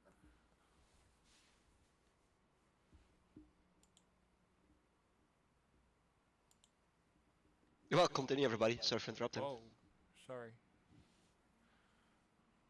I'm lost. I got totally thrown off because you said something. Sorry. Jesus, my mic's not So what? working. Is everyone here atheists? How many here are atheists? I'm a Christian. I think it's 70-30 at the moment. I think Atheist, I'm No such thing as atheist. Agnostic. probably more of a Agnostic, yeah, right. probably more of a sort of. We all have the knowledge of God written on our hearts. No such thing as an atheist. Well, you I'm get sort an of studying idea. towards atheism, Yes. I think eventually, if I read enough books I am about an it, I will atheist. become. Atheists are retarded. They don't have I am proof an of Atheists are the most atheist. intelligent people that were ever born ever in history. It's a fact. No, they Atheists? don't have proof for their beliefs. Only agnostic people are the smartest ones. The rest of you all guys are retarded. Agnosticism is actually it's atheism in drag. Can we talk about infinity, like this idea of our understanding of reality? Because I think there's some kind of cognitive dissonance that starts happening when we talk about the things we perceive to understand. And the first one would be this idea of the law of thermodynamics when we talk about energy and this eternal thing that never gets created or destroyed. Like that is some kind of energy that is existed for eternity, right? Like how I don't know how we don't relate that to God. God is this infinite eternal thing, and infinity is directly correlated to wait, eternity is directly correlated to infinity. And I don't know if you know what that means, but that goes back to this concept of God. Prove it. I don't think so. I don't think you need Prove a it. mind. If you're saying that God has a mind, yeah, I don't think we need the mind for eternity Okay, or perfect. infinity. Let's talk about this. Let's talk about the mind because I never brought that up, but that is definitely the lines I was Well, you going brought down. up God. Most definitions of God are mind, a being that has a mind with intent. So do you adhere to the law of inference? Like do you think that that's a logical thing, the law of inference? I'm philosophically dumbass, so I could tell. yeah. Yeah, I could tell because your lack of belief in a creator. No, I have lots of other reasons to being I philosophical, could right? tell. I have to see reasons to that. believe that the God of the Christian Bible doesn't exist. Is it Uh-huh. possible a God exists? Sure, I haven't seen reasons for it, but I can tell you that I know the God of the Christian Bible does not exist. Is that why you have a swastika profile picture? Oh, P Mars with a dumbass comment again. Thanks, P Mars. Clean the come out your ears and your eyes, and maybe you'll be able to see what it is, and you'll hear me again when I tell you it's a man dancing. Okay, so let's just go back to what you said. You're a dumbass. I agree with you on that. I'm a philosophical dumbass, right? Yeah. Yeah. Cool. So Yeah, the we're all law of dumbass. inference. We're all I think it's a dumbass good in some profile one way, picture. one thing or another. Go I ahead. agree. The law of inference. That has to do with this idea that there are some things that we can know inherently, and then make make assumptions based off of the things that we assume to be true. Are you following me here when it comes to this perception of what the law of inference is? Sort of. Keep going. So, have you ever heard this famous quote, "I think, therefore I am"? Yes. What do you think that means? I know I exist because I have thoughts and experiences, so I know I exist. Do you agree with that, or do you think that's illogical? No, I agree with that. Based off of that, do you think you could make other assumptions of reality based off of your own existence? Yes. So, with the first inference that we make, which is "I think, therefore I am," you don't see how this directly correlates to existence coming into uh, reality? Like, the whole reason why reality or is what it is because of some form of consciousness. For example, we would never experience reality without some way to experience it. And you can't experience anything without having some awareness, some consciousness of a thing. Yeah, okay. Yeah, I agree. Yeah, I can't experience anything if I don't have awareness of it. Yeah. And and reality exists, right? Regardless Yes, if regardless if us humans experience it or not, reality is still happening. sure, whatever it is, if it's a computer program, if it's, whatever, yeah, so, something exists, sure. Okay, so do you think that you are like the ultimate creator of reality and your mind is the thing that makes reality? Do you think the reason why all of existence is because of your mind? Is that what you're thinking right now? No. So do you think there can be a more universal mind that's creating everything? Could be. Could be, I don't see reason but to believe that, though. there's no reason to believe it, even though you just said that the first thing that makes up reality is consciousness. No, no, I didn't say it makes up reality. It just, reality's there, my consciousness observes it. It doesn't make it up.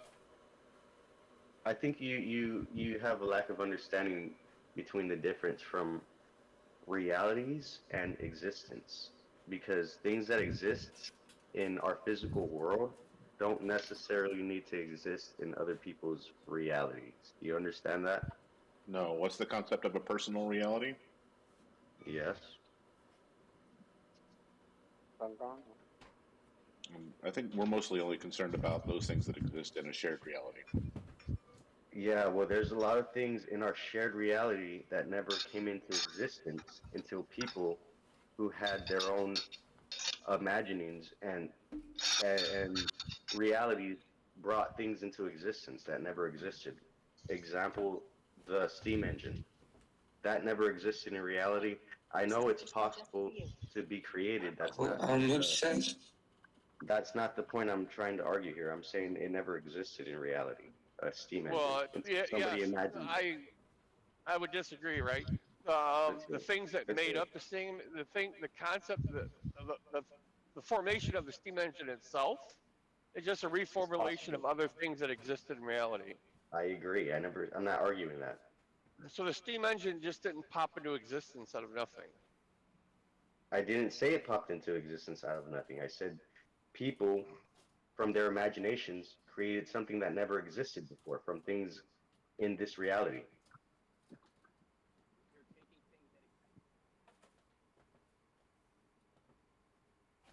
Hello? Well, I'm trying to figure it out, right? I'm thinking, sure, maybe, or they observe something in nature, like a volcano and steam, and they observed something in reality and then copied it into a machine by experimentation. Go ahead. So you're saying a volcano is a steam engine? Not a volcano itself, right? But you have different things like the Concept. vent ports and lakes where steam will bubble up and cause things to move and pressure and things like that. So people Yeah. observe how different things react. Yeah. Yeah, like I said, Sure. I Go know ahead. that just because things are possible, there's I'm not arguing the fact that that we're making things that are impossible. I acknowledge this fact that there are these limitations that come through this physical, you know, barrier. We're limited by physical means. So and we learn by observing nature. I'm not arguing that. All I'm saying is we create things that never existed in nature Okay, sure, from our sure, I'll imagination. agree. Sure, I'll agree. Okay, go on. And just because that we were talking about objective and like the subjective thing when it comes to I don't even know where I was going with this. I started fucking answering your questions. I was trying to make a point here about uh I think therefore I am and how all of existence in this is directly recording? dependent I assume so, yes. on this concept. Like reality and existence are two separate things. What exists in one person's mind is reality for them. That's not what is true for like a overall consensus of what reality is. Look, And look, I have what is look. I can subjective have. to one I, person I can I don't know go what you're ahead, bro. talking about. Look, I can have concepts in my mind. Those things don't exist. They're immaterial concepts, right? Hmm. Now the thing that my mind generates, right? The neurons firing and all that, those exist, right? But the concept of me thinking of like a unicorn, elephant, fucking zebra, cat, some shit, right? If I made that up, that doesn't actually exist in reality. Until you create It it, does. until you actually create it. Because if we do some genetic engineering, if we do some methods to make a unicorn zebra thing that you just mentioned, it would exist. Sure, but it doesn't exist in reality. It doesn't Yeah. exist in my reality. Uh-huh. I agree. It doesn't exist Okay. in what we call existence. It doesn't actually exist. In So my I don't. reality, it Maybe. would be real because, as I Well, said, reality and existence are two separate things that you're not comprehending here. yeah. That's what I was gonna say. Maybe I'm not understanding what you mean by that, right? When it's real for in their reality. Go So, ahead. okay, so if I fucking draw a picture of a unicorn, does that exist in reality? The picture exists in reality. Yes. Do unicorns exist in reality if I draw a picture of a unicorn? No. Okay, so that's the point I'm making. Like, just because we can conceptualize a thing doesn't mean it exists, just because there's some kind of physical representation of a thing. Until it actually exists in reality based off of overall consensus, then that's when we consider it to exist in this reality. There are different levels of existences, there's multiple realities, but we as a Western society have been stuck thinking in this very limited, supposed objective perspective, and it's not even that. It's fucking retarded to even try to claim it's objective. I think you're trying to say there's two realities, the one in your mind and the one outside of it. Can you speak up? Uh, hold on one second.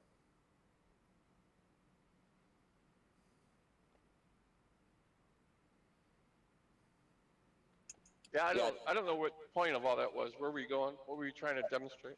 Were you trying to show us like how there's two realities laying on top of each other in this like existence we live in? You have the reality in your mind and then the reality outside of your mind, right? And you were trying to determine between those, like the reality outside of Where was I going could be with this? considered existence, and then the reality in your mind could just be considered reality. I don't know. Where was I going with this? I was speaking about this concept of existence. Yeah, it sounded like you were leading to an ultimate mind had to create all of that. Yeah, ultimately, our mind isn't what creates reality. There is this idea which is called integrated information theory, and it has to do with how information is processed on a quantum level. I know when people start hearing the word quantum, it like it's like a thing where people are like, "Oh, it's nonsensical mumbo jumbo." It's a measurement. Like it has to do with fucking energy. That that's directly correlated to our existence. So I don't know what the hell to tell you if you start like shutting down once you start hearing the word quantum, but it's a unit of Oh, measurement. nobody's done that. Just go on. Okay, No, so everyone went quiet when I brought something. Doesn't matter.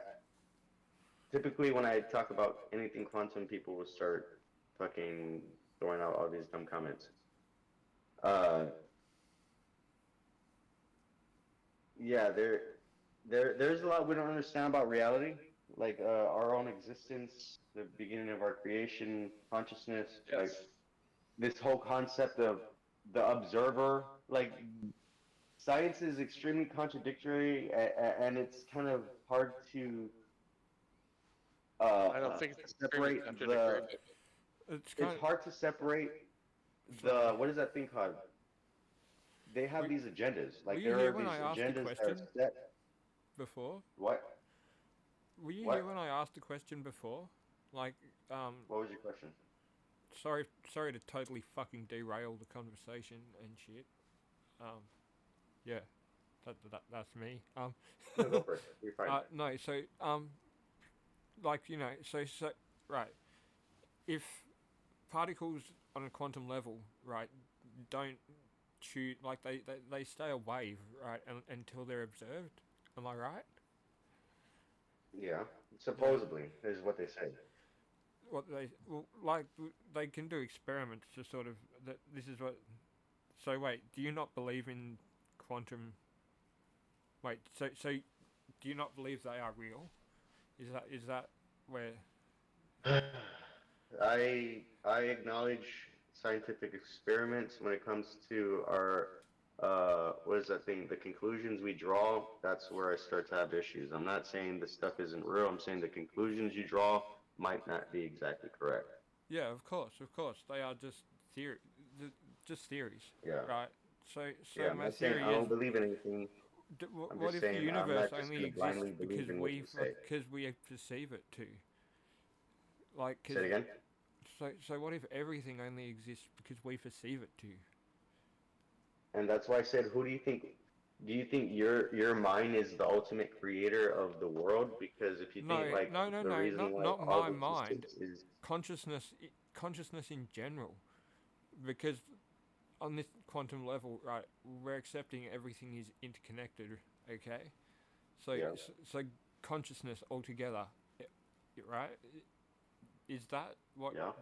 Without it, would there be anything,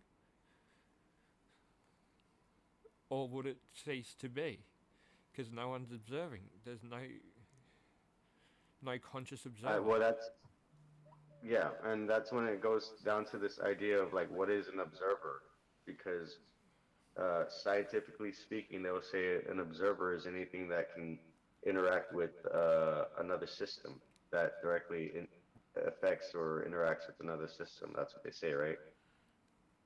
Yeah, I guess so. I don't know. I believe if there were no people, no conscious minds, there would still exist material reality. How do you? What is consciousness? What is consciousness? That's the real question, because I would argue consciousness is directly connected to this experience of internal or external stimuli. So Okay. anything automatically that exists in reality is directly experiencing reality. There is some level of consciousness in just the very Okay. act of interaction. Interesting.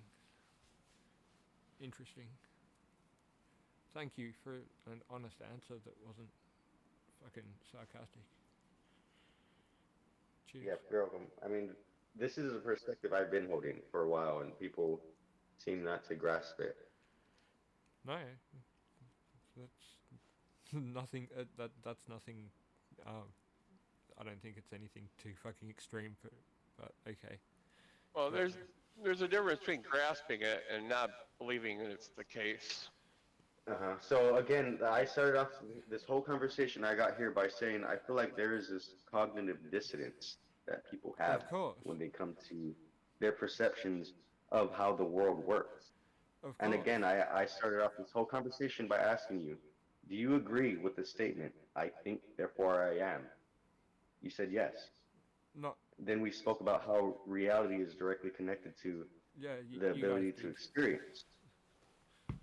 You agreed? Did you disagree with me about that? On how reality doesn't exist unless you can experience it? No. Yeah, reality exists and I can experience it, but my theorize. experiencing it doesn't have anything. I theorize. But my experiencing it doesn't have anything to do with reality. According to Plato, none of you exist.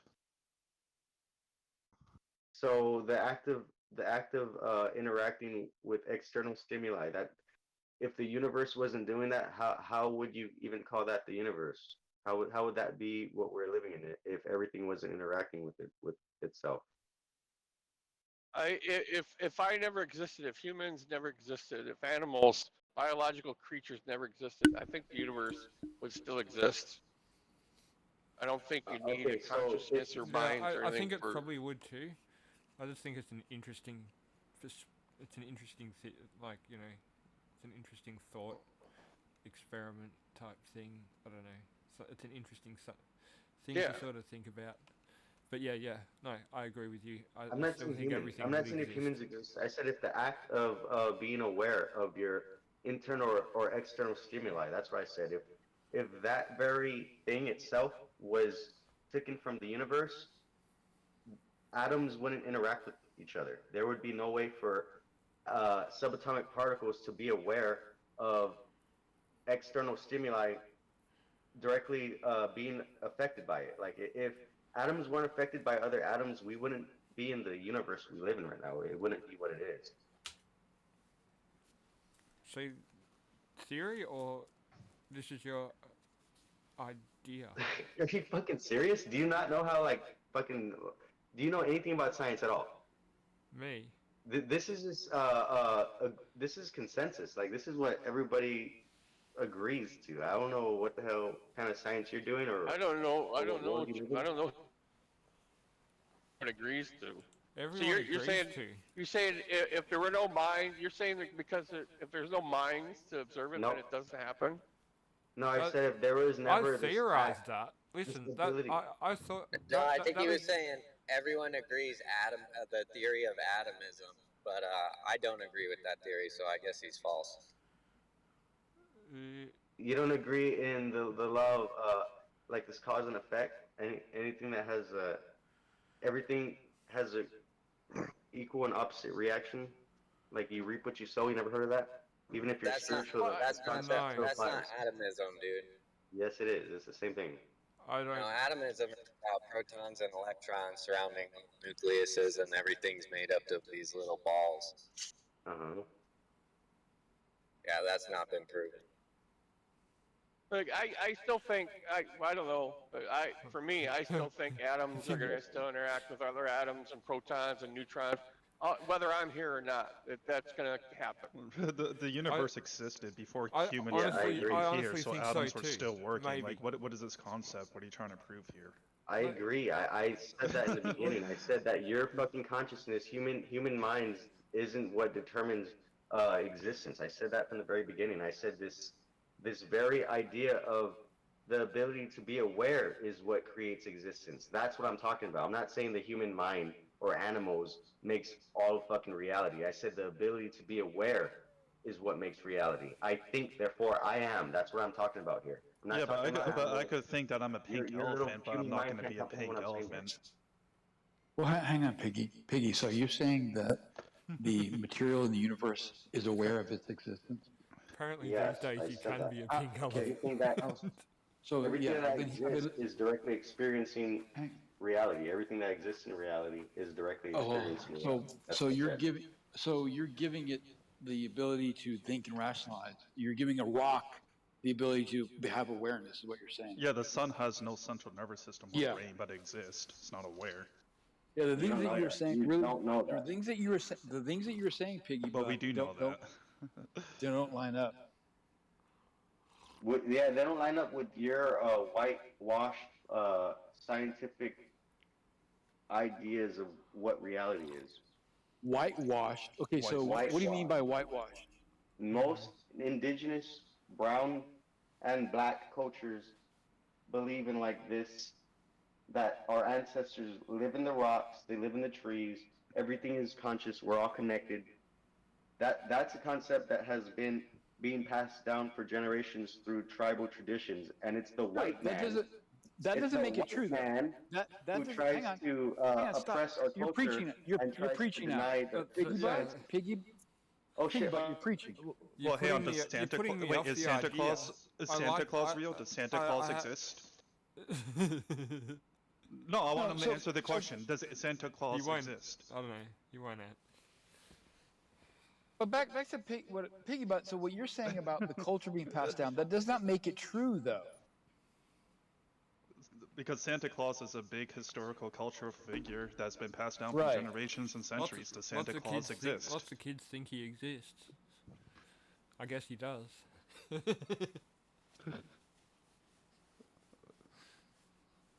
Because if he says no, then like that just completely deflates his argument.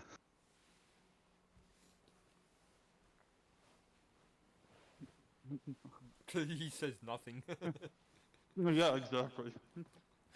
Well, I mean, like it's I don't. interesting. I've I came in with a theory studied something like that, right? Very similar, but like I've never studied the he's Native assured me American now. cultures I'm or assured anything now like that it's the thing. retarded. The thing with Native American culture, each Native American tribe has its own religions. Like, and yeah, like I guess Native Americans would be like somewhat similar to like Icelandic pagans, Norse pagans with all different stories and stuff, and they believed in nature and they believe like there was a river god, there was a fish god, and probably stuff like that. But at the same time, not every single Native American tribe believed the same thing. They all had different sets of rules and beliefs. It's not universal. Yeah. Not all scientists believe in the same thing either. What's your point? Like, yeah, there's not an agreed consensus on anything in humanity. What's your point? Well, hang on, piggy butt. I want to try to understand you. What is convincing you that a rock has awareness? I never said specifically. Son of a bitch. I never said specifically a rock had consciousness. I don't know why you're. Well, that was the line of question I asked you, and that's where we ended up. Man, or like straw man me here and then throwing a rock, because I never said inanimate.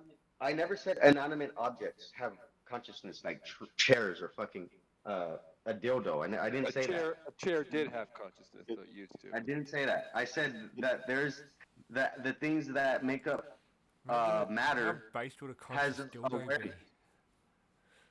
The things that make up awareness. Object has awareness.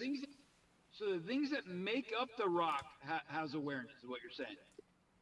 Yeah, the rock itself is that, as far as I'm aware of, because, like I said, the ancestors, the oral tradition. No, stop talking. No, wait. Don't bring up ancestors. I want to understand you.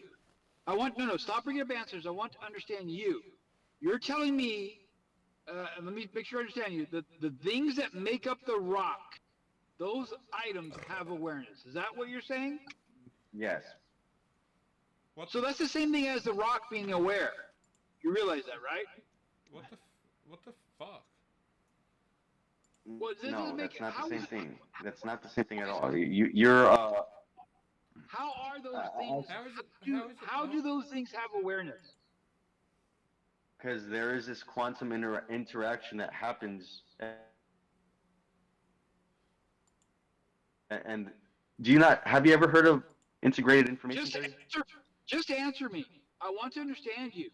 You're telling me that these items that are coming together have awareness because they interact and they form the rock. How does that actually lead to awareness? Yeah. I said it earlier, because there is this interaction that happens. When we talk about the double slit experiment and things being in a superposition and how it collapses when it's being observed. Do you remember all that? Do you know what I'm talking about here? You're talking about the Copenhagen interpretation. That's completely different than what you're just saying, though. That has directly to do with the collapse and the existence of reality. What are you talking about?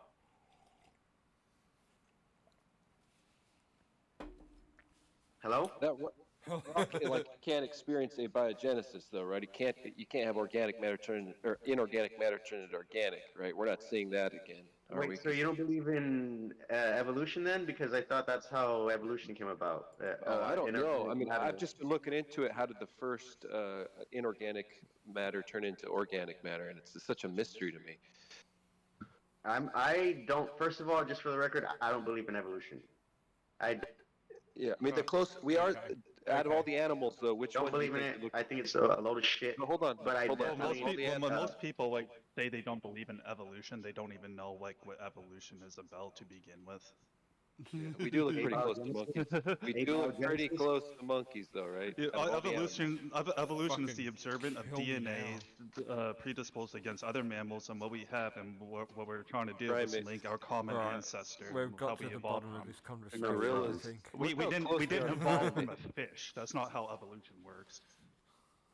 That's what evolution says. It's Yeah, called a fucking tree. Evolution. Exactly. What evolution is That's trying a to tree of figure life. out That's is what all science goes based off of. You no, fucking what retard. evolution is, and what the evolutionists are trying to do is they're trying to observe different DNA structure on different human beings and figure out our common ancestor.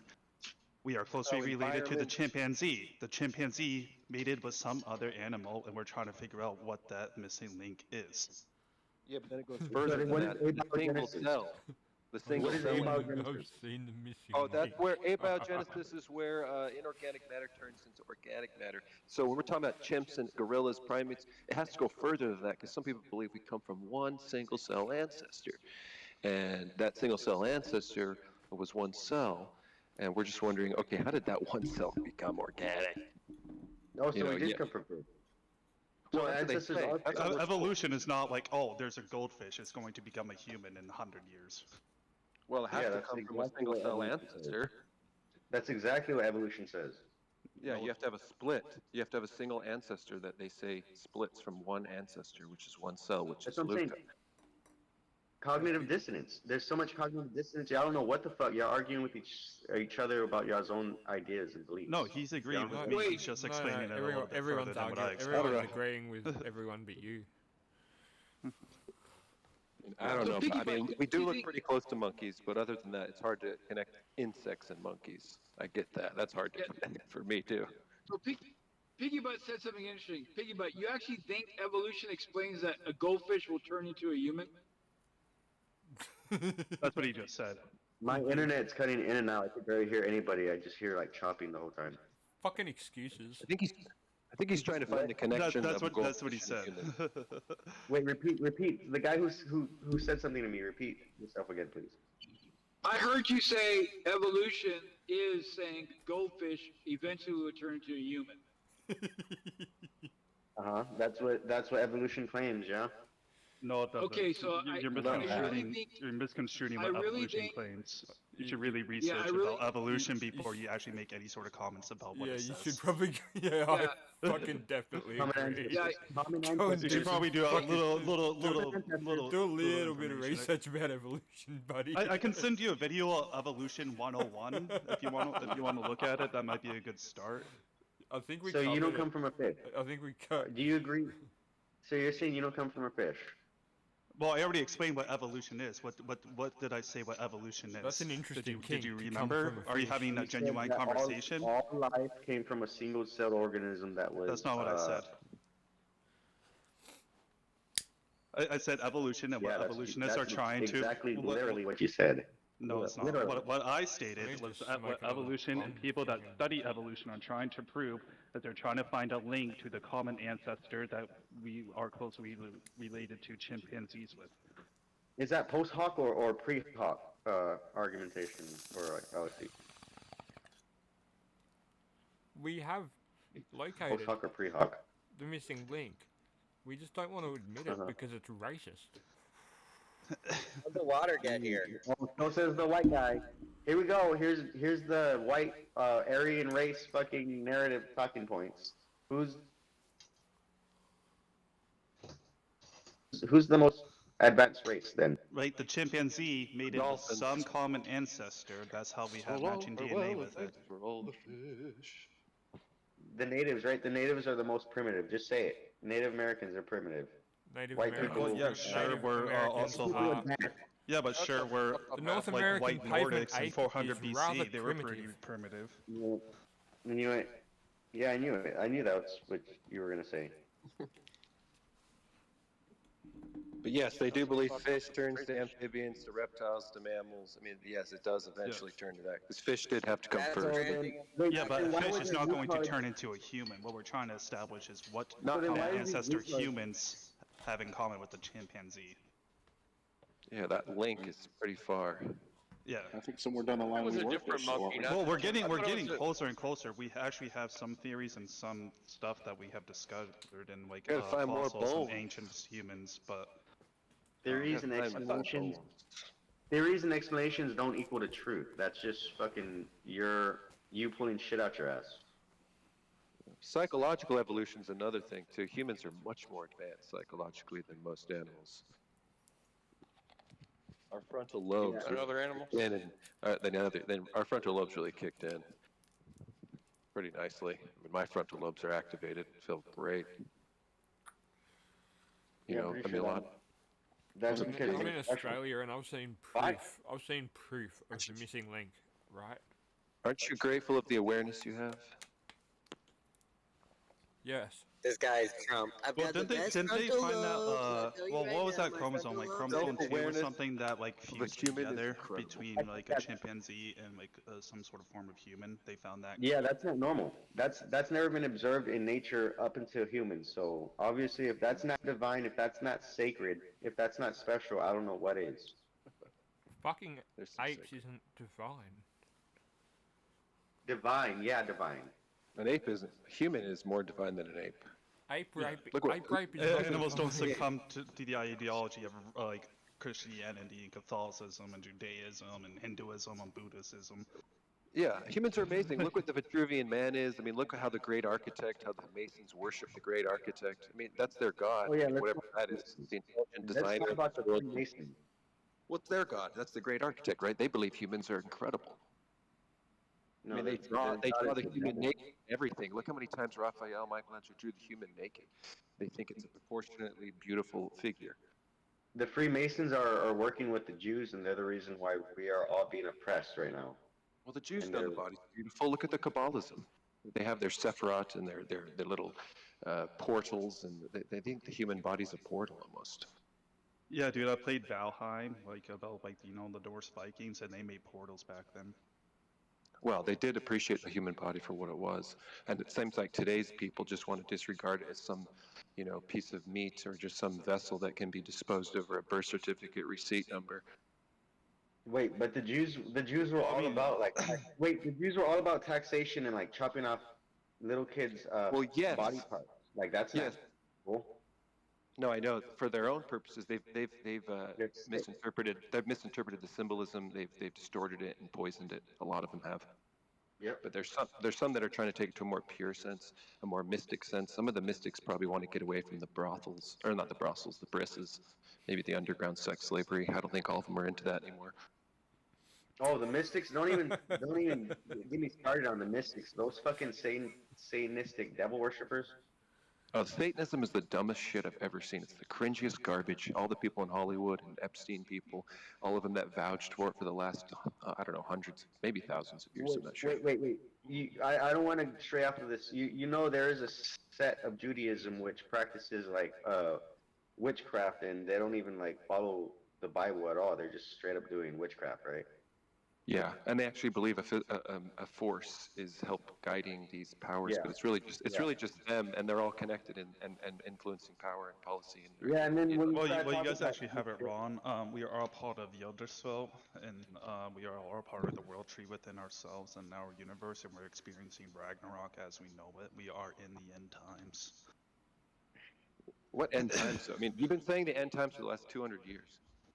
Yeah, but and then when you die, whether if you die in combat, you might go to Odin, you might go to Freya. Freya gets half of those who died in combat. If you lived an honorable life, you would go to Strand. You're not a Jew. I Again, can tell by your voice. Are you mocking That my would be faith? awesome, but I think when I die, it's just going to be over. There's nothing after.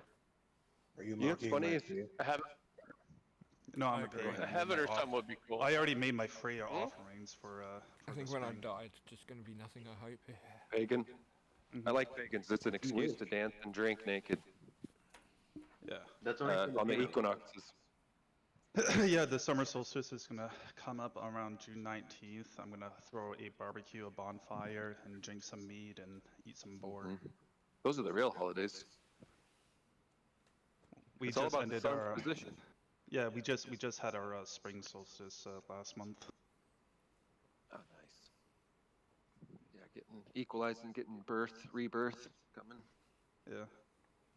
If you make your offerings to Freya in spring and summer, you will have a great harvest. Your plants will grow, and she will take care of your pets and your family Okay. and nature. Yeah. Okay, I wanna just like jump on this one last thing before I leave because I feel like this is a thing I wanted to throw in, and I think it's relevant because we're just going off into this paganism fucking talk. This idea, I proposed this statement in the past, and I think it's true. And it has to do with this concept of existence and reality and how they're distinctly different. Anything that reality will allow for false truths to exist. That is the distinguishing difference between realities and existence. Everything that exists is true. Anything that is existing in a reality, in someone's reality, can be false. That is the difference between existence and reality. Those are two separate things. There can be a virtual reality where there could be a lot of false things that don't actually exist.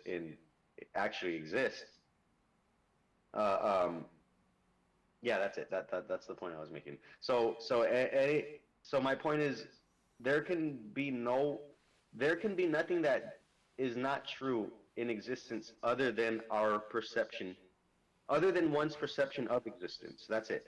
That's the only false thing that can ever be in existence. It's our perception of it. Well, But do you I think other disagree. I don't think there's a person. Anybody's got a personal reality. I think reality is just reality. Existence is reality. It's the same thing. There is no truth. There's only statements, and the statements can be true or false. I also believe other people are creating your reality for you because they're making physical things and placing it in space and time that you have to, abide by. So yes, maybe you're using your mind to interpret the signals, but those signals were put there by other people. I don't believe in all that mentalism stuff. I don't think they're creating reality. I think it's just they're. I don't know why people go into the solipsism thing. Like, I never said I'm the only person that's creating all of reality. I acknowledge that there's other people that exist, and I'm not the only one. Like, I've never said. They can. We can all manipulate reality and form and take matter and make it. Yeah. Okay, that's good. Have you ever heard of the background people? I think people transform the material world into objects, but I don't think we create reality. Well, no, that is creating the reality because you have like if I go outside and I say the grass is green, and my friend says the grass is green, and my third friend says it's blue, I'm gonna call him colorblind. Yeah, I'm not saying that. I'm saying creating the reality, meaning you're creating physical reality by taking matter from the world and manipulating in whatever way you want to form, physical. It's like you're taking up physical space. You're creating it as you go. You're just adding. Yeah, I adding think we're using creating and transforming differently. I think we're Sure, just I'm using not those saying words. mentally. Yeah, matter is neither created nor destroyed. No, you mean change. You're right. You're just transferring. You're right. We're just transfers. But I understand what you mean. In a way, like what you mean by creating reality. Yeah, like we're not manifesting it with our minds, but if you create a reality in Minecraft, to create to me is like is you have to make it, you have to build it. Yeah, like making an obstacle course or a road for me to drive down. Yeah, sure. Someone Or created like your how we reality. use like copper and gold and diamonds to like create computers. Yes, that has to create an artificial reality, but you need that to create it. But I know what you mean. Maybe I need to be more precise on using that word and not interchangeably.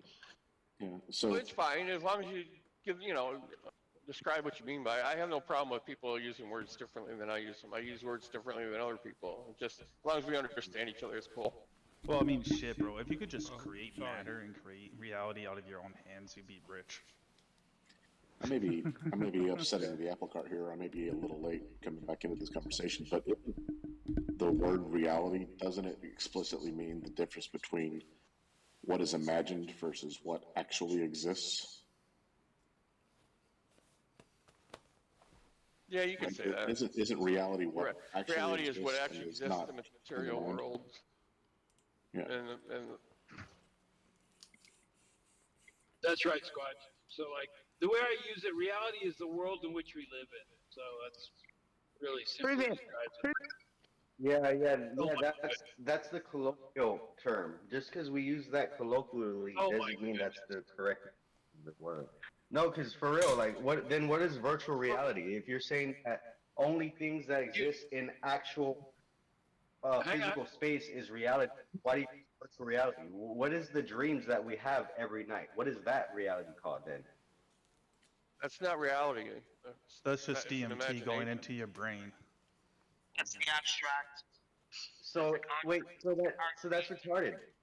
This is retarded. So if Elon Musk fucking puts a chip in my brain and I go into a virtual space and you're calling that virtual reality, why can you call that a reality? But when I go to sleep in my dreams and I go experience a whole nother world, you can't call that some kind of reality. Why are you making the cutoff between a digital fucking conduit and my just natural ability to project myself into a different space? Can you do that at will?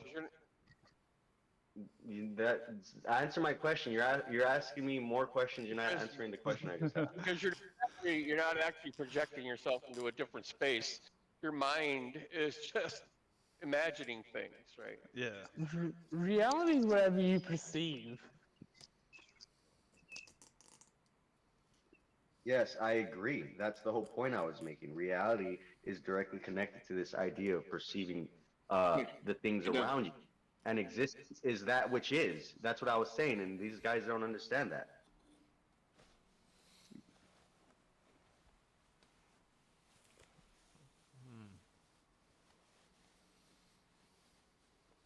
I understand. I just think you're using the word stupidly. You're just using words that don't need to be used and phrases Yeah, that don't need to be dreams used. happen, but dreams Technically, are grammatically not speaking, real. stupidly isn't a word. Grammatically speaking, you're not speaking this right. Sorry, I just had to say that. Yeah, well, I didn't go to college for English studies, so fuck me. Me neither. Bro, you didn't I'm go to actually, college to debate on a I'm actually political Discord dyslexic server? retarded. Yeah, you didn't go to So college. I didn't go to college to learn how to use which word correctly and what words are not. You can't tell me how to use words, huh? And now I'm you're being trying to tell me how to facetious, use bro. words. I'm just Yeah. giving you shit. No, it's fine. I understand. I understand what you meant. I was talking to the other guy. Oh. I know you didn't I'm mean just that. saying, I'm just saying, if you're trying to tell me how to use words, oh, I can tell you how to use words real good. No, I didn't tell you how to use them. I just said I think you're using them stupidly, right? Yeah, in a dumb way, right? That actually doesn't help anybody understand anything. I didn't say you had to use them a certain way. There is another word for stupidly that it begins with an N, has two G's, and ends it's ardly, enardly. He enardly said those words. Ignorantly. And Ginger. Yeah, you could have phrased that a lot better. I'm sorry. Gingerly. Your ignorance is showing. What about duplicitously? That means stingy or ungenerous. Oh, it does that way. Niggardly is stingy. I thought it was dumb. No, I'm the dumb one. I'm the dumb one now. Jeez. I'm the N word. Whoa. Yeah, you got glossolalia. I feel like you got glossolalia. Every time you do that, it seems like you're speaking in tongues. Anyways. You're right. Yeah, serving out rations in a inwardly hand. Okay. Yeah. Okay. So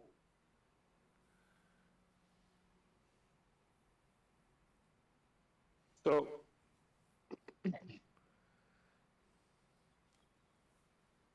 Yeah, so we don't need a God for our existence. We don't need a God for reality. Let's move on. Maybe an intelligent designer that's not quite God, but it is a physical designer that's much older, and they hide it like the grand architect. Oh, wait, a physical designer? That'd be hilarious. It's like the Matrix guy, just like a Colonel Sanders with a white beard. Well, that's what the grand architect is. They love the grand architect. These Masons, they're obsessed with it. They put it on their money, their cloths, their loin cloths. They wear these loin cloths in their Masonic rituals, and they love Oh, the I think I've G. seen that before. Yeah. Yeah, some guy had to wear a blindfold and take his shirt off. His nipples were exposed. He was in a Yeah, diaper. yeah, And yeah. he had to trust fall. He had to trust fall into a group of 40, 50-year-old men holding him, bare hands. No one was wearing gloves. And you were wondering, okay, you're walking on a checkered board. You guys are wearing dresses. You're chanting. Is this all for the grand architect? Have you seen the who's- movie? Okay, I actually know very little about Freemasonry in that regard. Where like I've been to like Mason places that have been rented out where like no Masons were actually there, but like yeah, no. Like what do you? Okay, the Grand Architects thing is actually kind of interesting. What exactly are they up to with that? Yeah, that's what we're trying to figure out. They've got these two pillars with the sun and the moon, the angles of the all-seeing eye of providence. They're bowing and they're worshiping some sort of architect. And we're not sure if it's, like Vitruviism, was it physical architect because they do love building things, or they did. And maybe they're just into building empires now more than buildings. We're not sure. So they're all that was getting their source from the architect. Okay, this was something that have you you're seen jogging the, my memory. I have just you want seen to the do movie? one thing, and then I'll be done. Star fortresses. I think they're like weird shaped fortresses that used to be built in like the 1800s that had something to do with this that I was looking into. Well, I'll look it up, but go ahead, Chalk Zone guy. Sorry. Have you seen the movie Dark City? Oh yeah, I've where heard they of it. stop time. They stop time and then manipulate while you sleep. They like wet dream you, or not, or they take your dreams, and they make you think you're dreaming, right? But they're actually manipulating time as you sleep. And these bald, white, powdered uh, creatures live underneath the world, right? Yeah, yeah. You think that's what's going on? It could be. I would be surprised. That sounds fucking cool. Well, Tucker Carlson said there's things underneath the ground and there's things in the ocean, so maybe he's onto something. Oh yeah, this thing looks like a fucking Tucker chaos said symbol. some fucking extreme shit though. He did. He was talking. He said, "Look in the ocean. Oh yeah, they're there. Oh yeah, we've known for years. They're with us.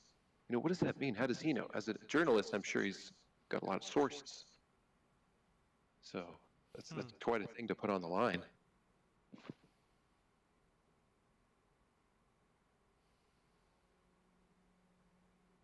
Maybe he knows the grand architect. Maybe he knows the grand architect. He certainly speaks like he might. I know. That's the God I want to know. Forget the Christian God. Let's see the God on the dollar bill. God, that is actually a really great quote. It seems somebody. It seems like somebody I'd hear out of Fear and Loathing or something. Based. Fear and Loathing's like my favorite movie.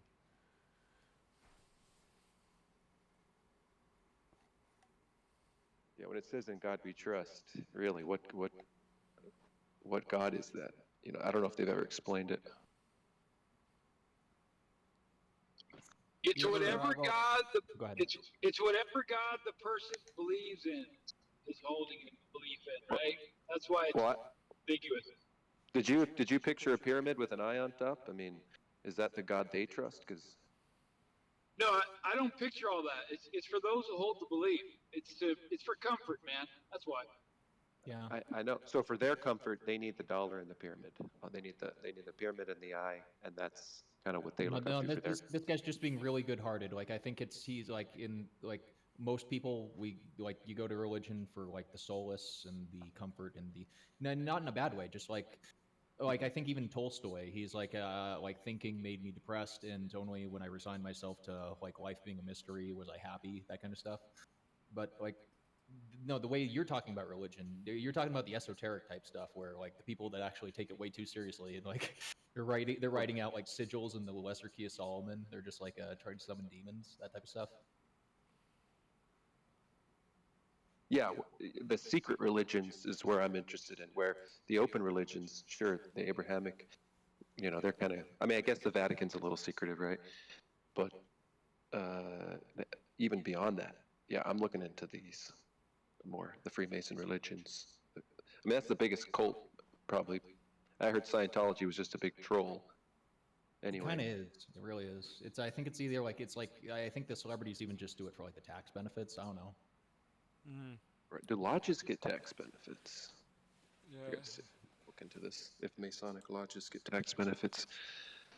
I don't think. I think there's a lot.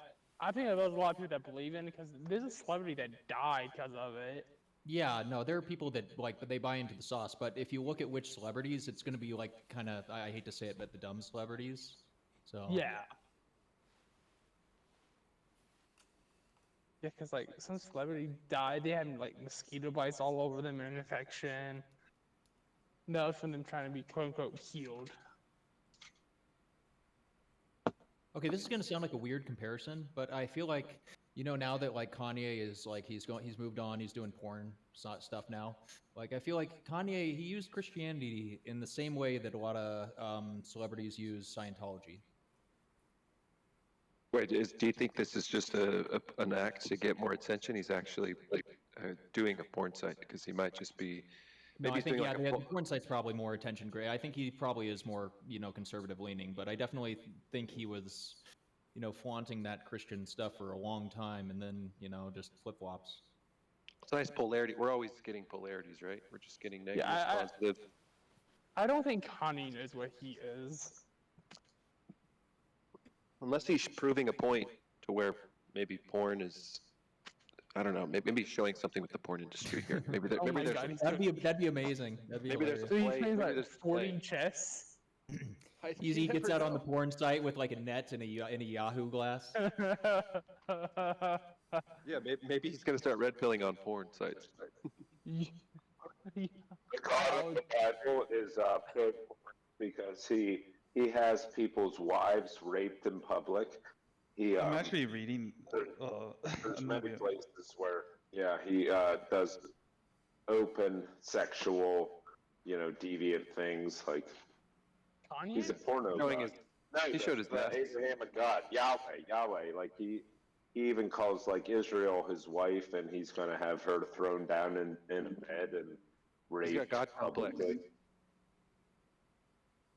Yeah, this is extreme case. Maybe it's like fame and God complex. I mean, I could imagine having God complex in your local community, right? But now on the fame level. It's not that Conway's rejecting Christianity. It's not like Christians. They may claim to be against pornography, but their God isn't. Like it's divinely okay for it's divine command theory when he has people raped on full display. Well, it'd be cool if he put some like lesbians in there, and all of a sudden they put a "let's release the Epstein flight log" right when they're about to kiss. Maybe they can like subtly put in some messages. Right when people are like, "Yeah, this is the good part," and then they show something about Harvey Weinstein or something, the connection of the two, or I don't know. I think it'd be a good way to kind of trick the elites or the establishment. Yeah, it'd be really weird if there was like some historical precedent of like public rape going on. Yeah, like right when the girl's about to trip, put a big picture of George Soros and say, "Why is he funding all these Democrat-run?" If that's the case. Speaking of, have any of you guys was Yahweh's idea?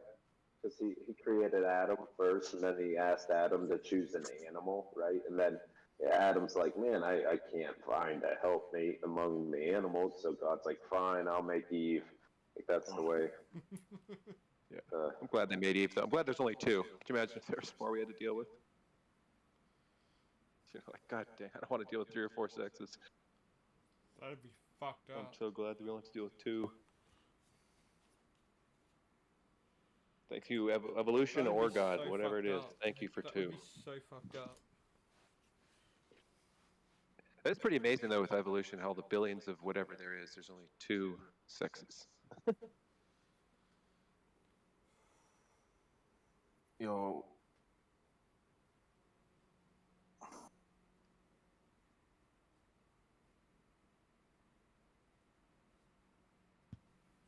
Yeah, who knows what Kanye's up to though? I don't know if his new album's dropped yet. Maybe it's all for a new album. Imagine how fucked up it'd be if you had to deal with more than 2 sexes. I know, right? There's more than 2. God, please. Go back to 2. I want to go back. Is there an Earth? Is there if you believe in other balls, space balls, is there another one with 1? I can't handle 2. I need asexuality. That'd be kind of based. Yeah. Yep, I mean, it's good. You got polar opposites, so the sun and the moon, female, male. You know, negative, positive, electricity, and magnetism. I don't know if it's all connected. Could be.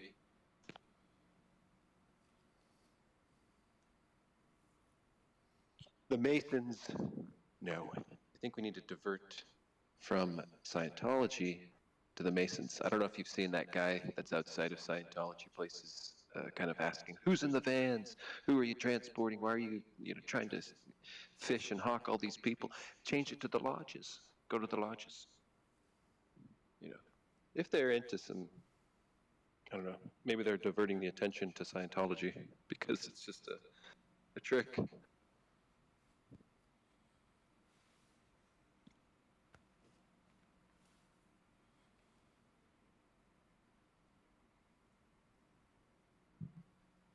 Yeah, but who's that grand architect? Will Ferrell. Hey, he's into spirit cooking. He's into, I don't know what he's into. He's a funny guy, but he's into like cannibal cooking, or even if it's fake. I believe it. There's some interesting, yeah, once you get to a certain level in Hollywood, I'm sure they kind of force you into it. You have no choice, Will. You gotta eat the body cake that looks like, my neighbor.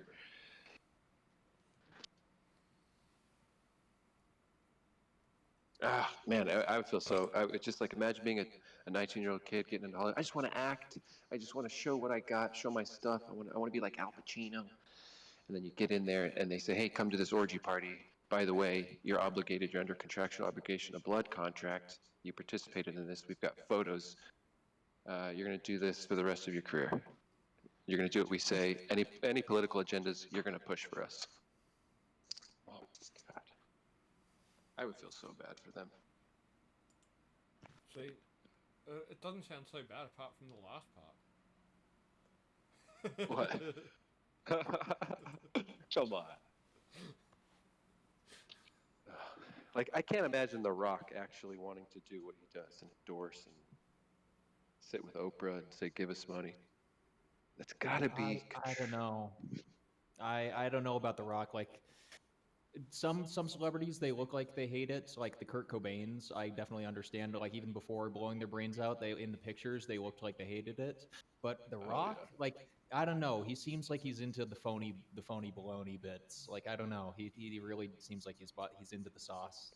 But he's actually bought it. But he actually, yeah, because he's kind of retracted a little bit. I've noticed, but it's like, do people retract now because they're safe to retract, and so they're no longer blackmailed? I don't know. Yeah, the whole blackmail market must be gigantic on what they have over people, what they force them to say. And like you said, there are some people that they don't need to blackmail because they just can condition them, and that goes for any side. Any side is conditionable. What is this chick selling? Yeah, The Rock strikes me as like one of those like social media influencers that really likes following the algorithm. Yeah, I'm pretty sure he's done multiple times. First time going to some famous drive-through in Oh, I heard about that. Yeah. California. In and out. That's it. He's gone there like 3 times and said, "This is my first time." I would think he'd try to run for governor of California, do the Schwarzenegger route. But I don't know if he's as well liked. He's going to have to really change his image because he supported Biden so much, and that's not going so well for a lot of people that supported him. We'll see. I say within the next 10 years, I see it. I think I don't know. Go ahead. Yeah.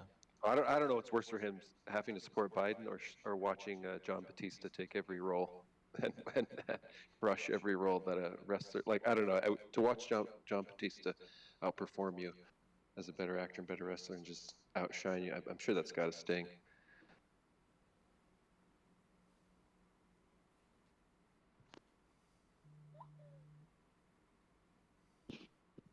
Because Batista's the greatest wrestler actor of all time.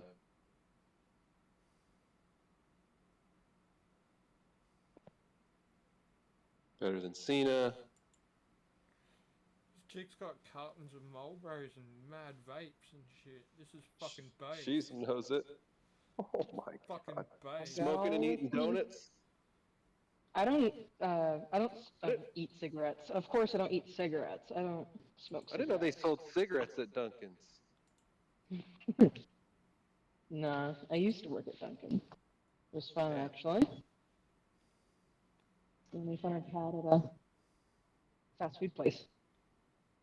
Thank you. I bet you get so much action there. That's why I came here. Hello. What's your favorite flavor of Crown? Crown. They should just make. They just need to make those edible by now. I mean, kids are eating so much. Just make them edible. I like the sky blue flavor. Sky blue. I mean, that pairs well with Tickle Me Pink. There you go. I don't know. I've always preferred it with peach. You got to pair them. They're much better. And sharpen them just to the right amount. Don't sharpen them too much. Melt them a little in the sun so they're a little soft.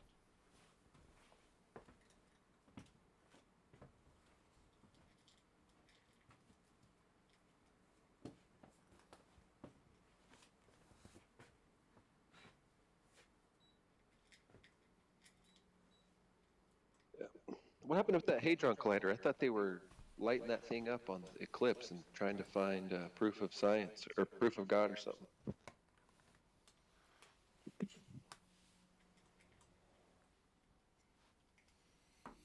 I mean, they probably did, and they found nothing.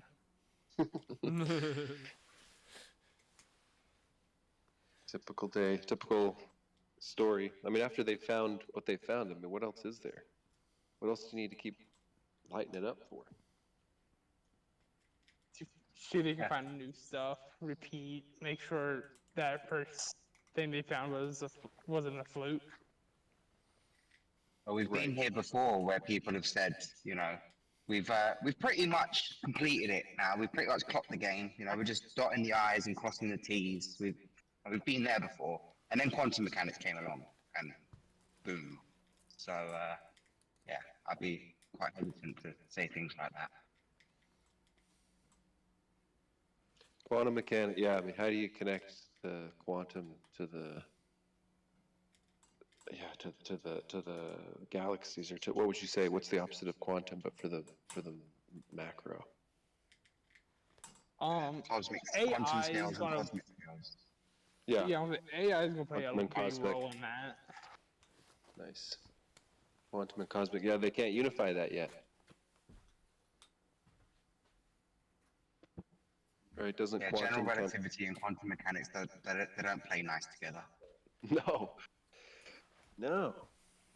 But it's funny that you got two different fields trying so hard, but there's no one in, I mean, I guess there's people in between trying to bridge them, but just not working. Well, haven't you seen the illustration where there's this huge chasm, and in the void they put a cross, and it acts like a bridge? So that might be the connection. No. Jesus' cross. That helps me visualize better. I understand it now. Quantum gravity. Yeah, like they have a guy walking across, across the cross, like from one side to the other. Yeah. It's the I don't know how an honest Catholic or Christian could believe in a heliocentric model. I feel like it wouldn't meld with a Jesus,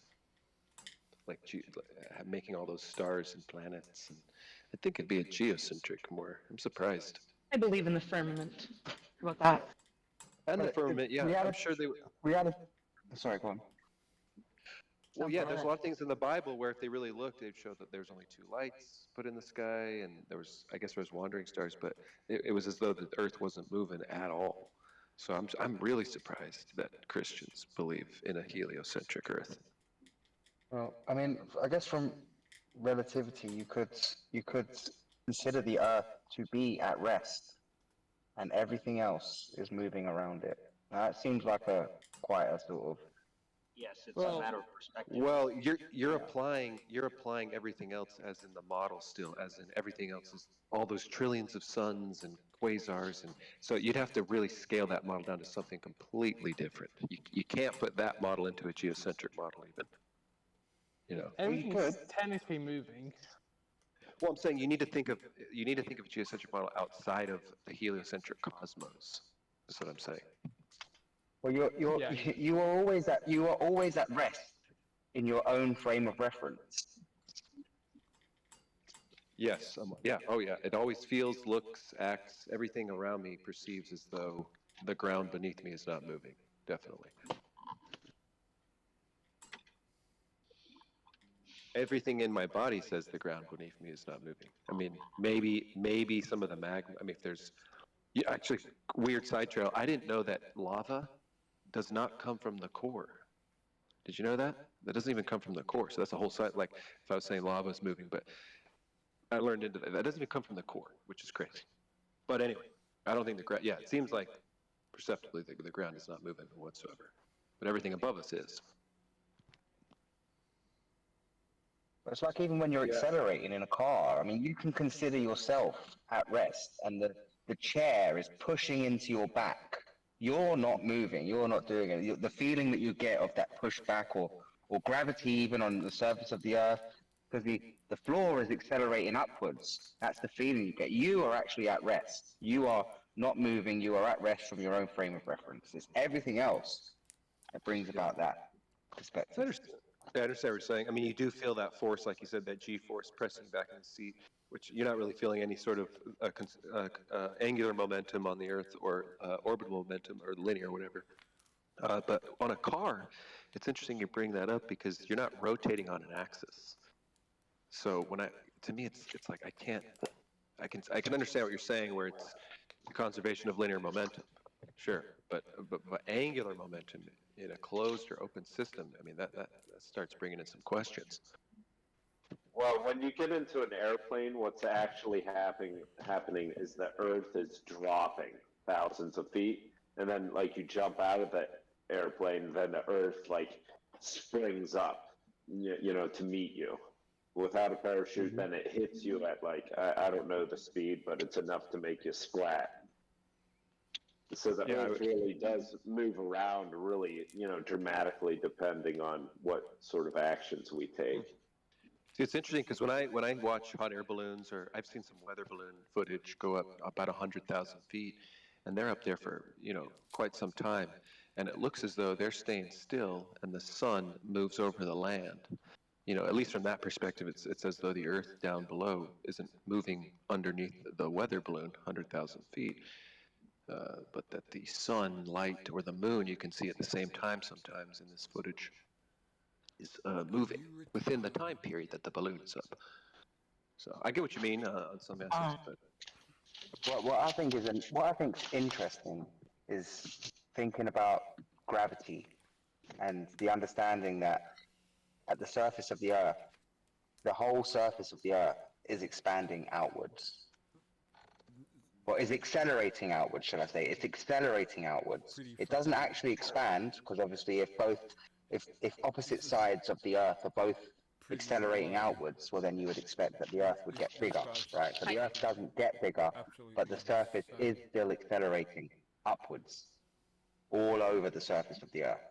So That's what causes us to hit the floor, basically. That's what causes things to make contact with the ground when they are released. Yeah, yeah. They also say that a mass will pull uniformly in all directions towards the center, and so I think that's the gravitational Newton's model. But they've kind of changed that over time. What a bunch of shit is pouring out of your mouth right now.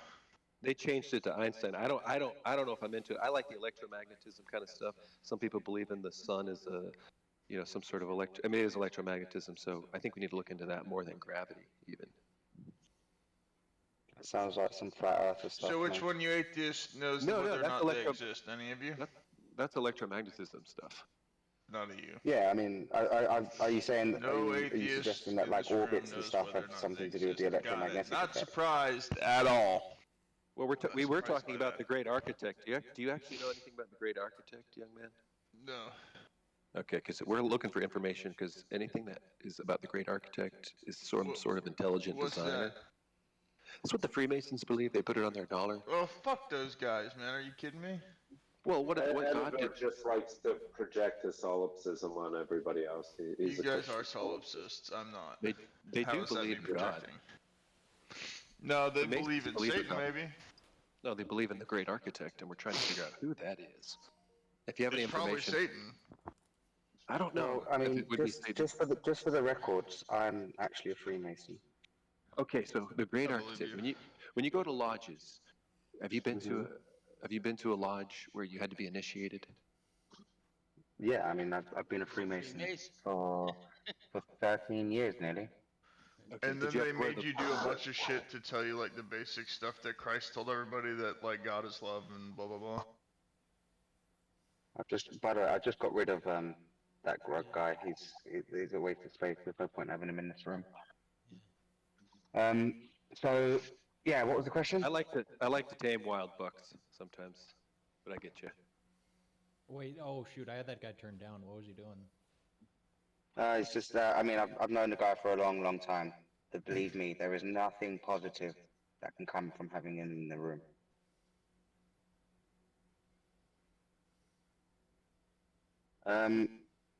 Yeah. So sorry, what was the question? So the great architect to you, is it some sort of power that you surrender to?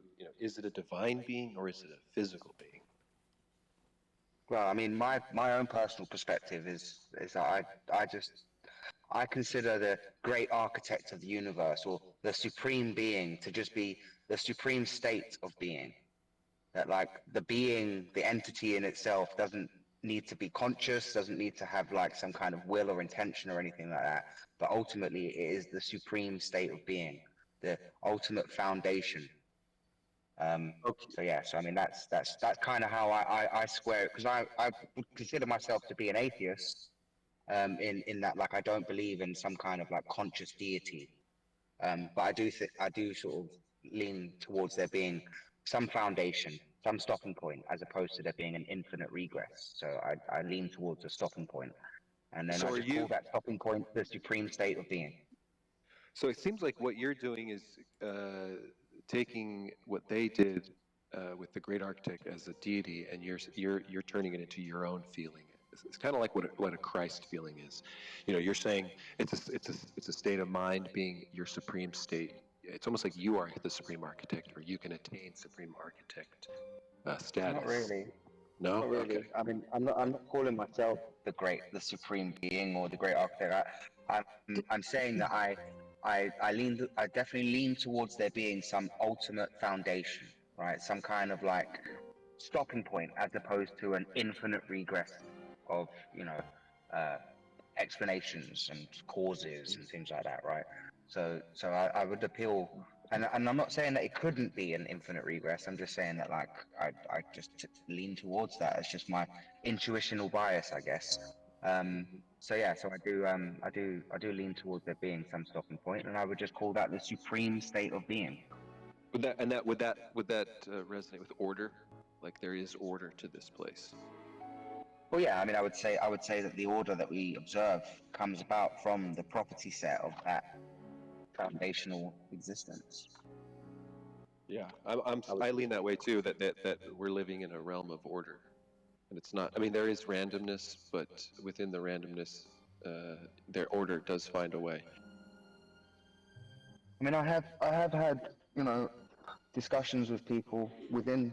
I have had a person within my lodge suggest that I should not be a member of the lodge because of my thoughts on the matter. But he was, I'm pleased to say that the rest of the lodge had my back.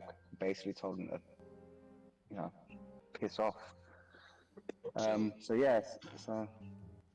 Yeah, I found an interesting take on this that I pasted in chat, like with the history of the great architect term, um, and it also kind of goes a little into William things Bussey.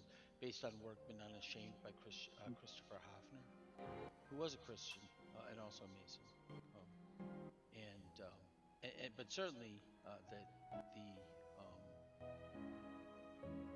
that he's definitely leaning towards the great architect actually being a deity. He makes a pretty good case. Okay, it's a deity. So it's someone that kind of made where we live. Yes, certainly the great architect of the universe. Yes. Of the universe, but not like a specific And to a this earth. supreme being at that. So. Yeah, supreme. Interesting. But So not Masons specific to actually. like any religion, or in fact, inclusive of the religions who kind of have this supreme being. So like the Trinity wouldn't be compatible, but certainly God Right. the Father or Allah. And that's all this little section that I pasted. It's pretty interesting. Do they live more in a duality state of mind? Like, because the checkers, the sun and moon, there's always like two of things.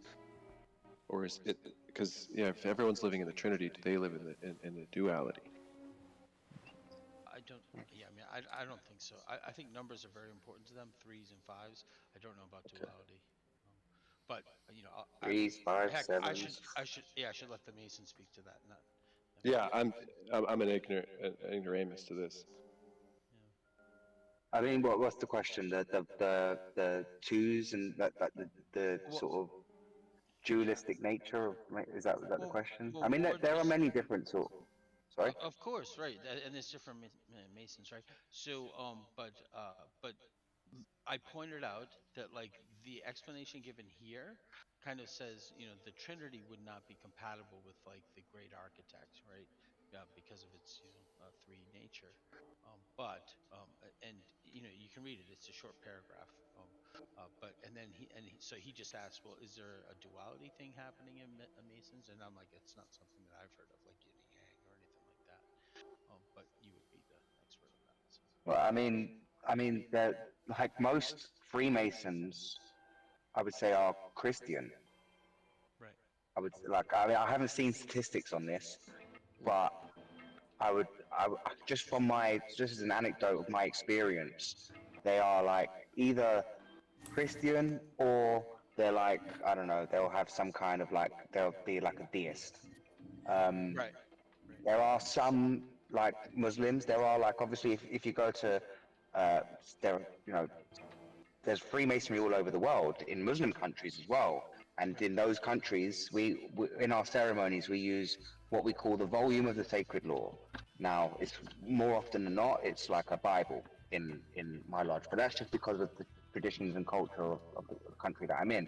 If you were in a Islamic country, then more than likely the volume of the sacred law there would be a Quran.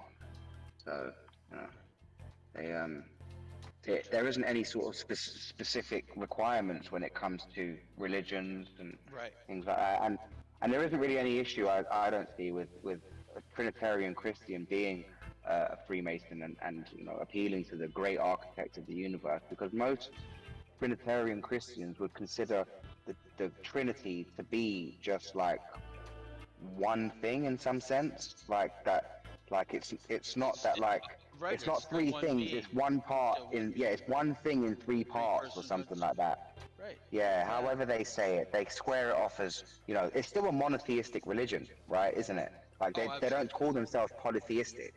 Like from their own it's point of literally. view, they're monotheistic. So Right. I think it's literally three personhoods within one being, and certainly, like the architect is a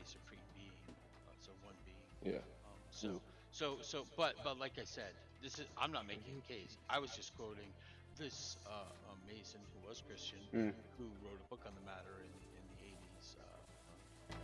Yeah, no, I'm sure the question's been brought up a lot of times. You know, it's an obvious sort of question, right? The Oh, right. Trinity and the yeah. So, but yeah, it's a decent question. But yeah, I mean, I don't really see any.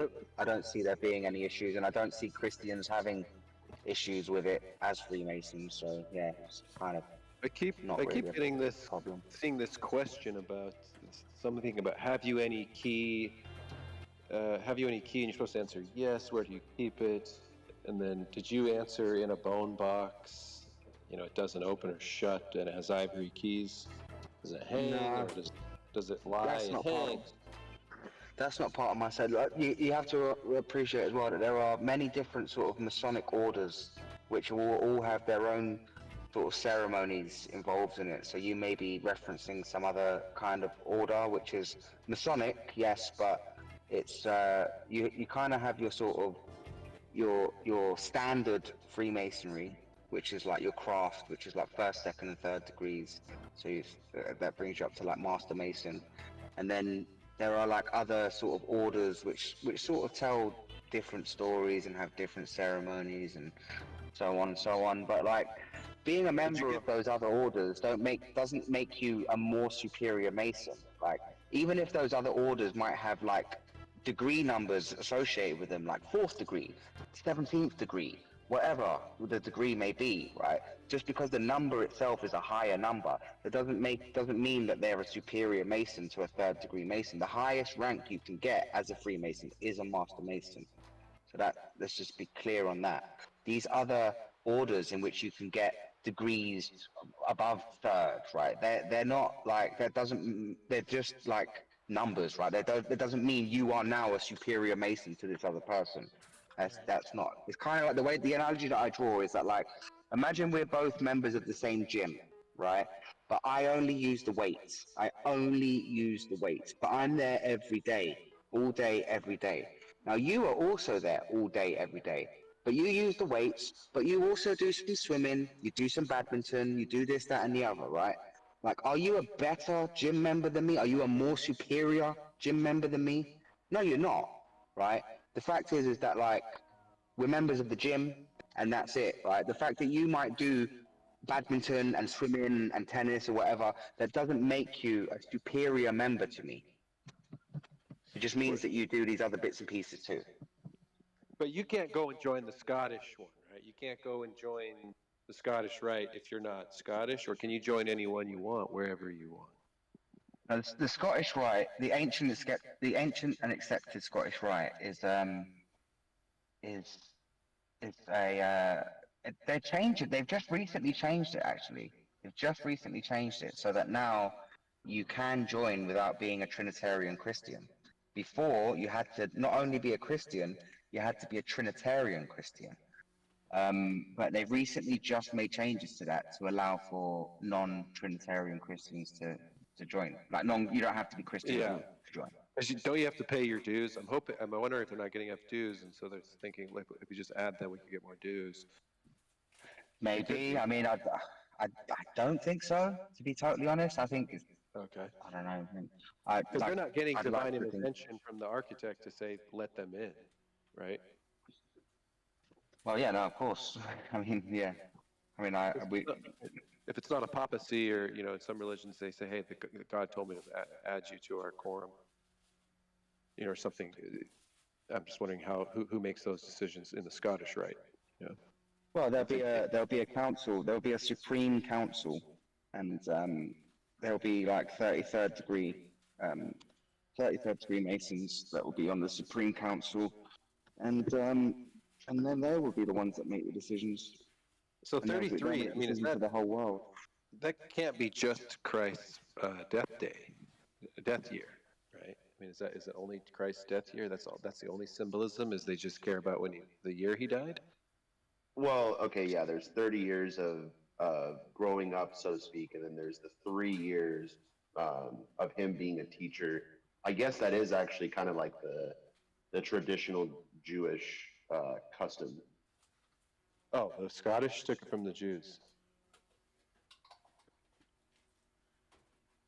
see. I just had a dream where someone was Yeah, talking so about I'm not a Freemasonry. member of the I'm not a member of the ancient accepted Scottish Rite. As I said, previous to very recently, you had to be a Trinitarian Christian to join.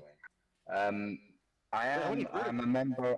I'm a member of Master Masonry, and I'm actually the master of my Mark Mason's Lodge at the moment. I'm the master. Well done. Well done. Um, Is there and I'm 33 at also all in your group? Any symbolism to 33? nah, not in craft or Mark Masonry. No. So I'm a member of Mark Masonry and Master, and I've just recently in January handed over. I was Master. It's not called Master. It's called something else, but it's basically the same position of the Royal Arch. So those are the other orders that I'm a member of: the Royal Arch and Master Masonry, as well as obviously the sort of standard craft masonry. Well done. Is it kind of like an Eagle Scout where you have to do a project for the community, or is it just kind of you pay and have to memorize certain phrases or chants or kind of initiation Yeah, I ritual? mean, you don't have to do anything really. You know, you can just come along and, as long as you have to pay your dues, right? I mean, and just to be clear, my subs. This is what my subs cost me. My subs cost me £340 a year, but that includes my dining, and the dining is like quite a sort of fancy affair, and it's like if I wanted to bring a guest, I'd have to pay like £50. 50 or 55 it might have gone up to now. So if you add that, take that into consideration, that's like £200 just on the food. So that's not actually my subs cost about 140 a year, so that's like just over a tenner a month, which really isn't much. So just in case anyone was wondering how much do you have to pay to be a Freemason, that's how much my subs cost. This really, it's not expensive. Well, There's and a they joining fee. There's a joining fee. I think when you join, you probably have to pay like about £100, £150, something like that. Just have to Wait, don't they like Lyndon, are for the provide you? admin and things. Wait, are you a Freemason, Lyndon? I am, yeah. No, he's a widow's Wow. son. Okay. he's the paid Mason. I mean, he pays them. But still, do you get the costumes provided, or is it? Do you So have, your first and second degree, you have them provided for you. So when you come to the lodge, they'll give it to you at the meeting. You'll wear it at the meeting. But when you do your third degree, okay. you're expected to buy your regalia before your third degree, so that you can be given your actual apron that you've bought, and then from that moment you'll then Wow. buy all any bits and pieces you need. But this has to be from a Mason store, not like Amazon or anything. If you're Oh, you gonna. could buy it from Amazon. You can buy it from What? they sell it on I mean, Amazon. most Freemasons I know have like a very, I mean, they have a very like libertarian mindset, I guess. Would you agree with that? Yeah, pretty much, like most, not all, mind you, not all, but most Freemasons, yes, certainly are quite liberal in that sense. Yeah. That's what's interesting though, because some people, it's kind of they're trying to believe the Masons control the world, but then wouldn't they be on the right? But then if the left is making all the decisions, how could they be in control of It's the not the world? Freemasons because I it's don't know not the Freemasons. unless we're It is seeing the a. Freemasons. What if we're seeing a massive production like a big "I Told You So" over the last 4 years? We have to like live through this weird Black Mirror episode, just to show what I we think don't want. everyone's looking for like a category of people to blame, but I think it's as simple as we have a very limited number of rich people who pretty much control everything, and that's it. Yeah, that does That's seem right. so deep and thoughtful. I'm glad you said that. Well, it And they is all have actually. It's islands. deep and Yeah, it thoughtful is. enough. I think when people like you, Christian, who say it's the Jews, right? I think that's not taking into consideration the entire picture. When did I ever Yeah, say it's the Jews? Good. I thought you just said it. No, I said it's the Freemasons. Oh, I means thought you said it was the Jews. Jews. Sorry. No, That just Okay. means Jews. That's just a longer way of saying Jews. I don't ever talk I've about heard a you. lot of people who will blame the Freemasons and not the Jews, Neon but is it's a rare. troll. Neon's trolling. Neon is Blame a the troll. Jewish Freemasons. Yeah. Blame the Jewish Freemasons are the worst ones. Yeah, definitely. Yeah. And don't some Okay, people maybe that Go works. for it. People conflate Illuminati with Freemasons. That's not conflation. The the Freemasons serve the Illuminati. People want to feel like they're in the know. You know what I mean? They want to You feel look at like they are All aware of things that other corporations, people just can't understand. all the major corporations have like Masonic Well, actually, that's a symbolism. good thing, wouldn't you say, Lyndon? They all have Masonic symbolism in their corporate Wow. logos. No, well, and do you notice Word. sometimes in the news they put like 33? There's people that I don't know if gematria is real or anything, but if that's real, these people are obsessed with numerology. Yeah, And why are 11, they? 22, and 33 are the master numbers. So why? Yeah, I What think you that don't want to people get think into it's that stupid. masonry, right? Like I would. Is that like Scottish masonry? Because they're obsessed with 33. So I No, would it's There's never. every there, man. there's no I haven't in the years of being a Mason I've never come across any of this woo stuff that people attribute to Freemasonry. The Now gematria. yeah, as I said, I am a member of the Standard Craft Freemasonry, and I'm a member of Master Masonry and of Royal Arch. Now, none of those three include any of that woo stuff. So you don't So learn yes, gematria whatsoever. I'm not saying it doesn't exist because I'm not a member of all of the various different orders out there. So What woo stuff? What the fuck are you talking about? Which window? So On your car? okay, woo so stuff. Yeah, the woo stuff is just like the numerology, all of that kind of, yeah, the Kabbalistic 33 Yeah, stuff.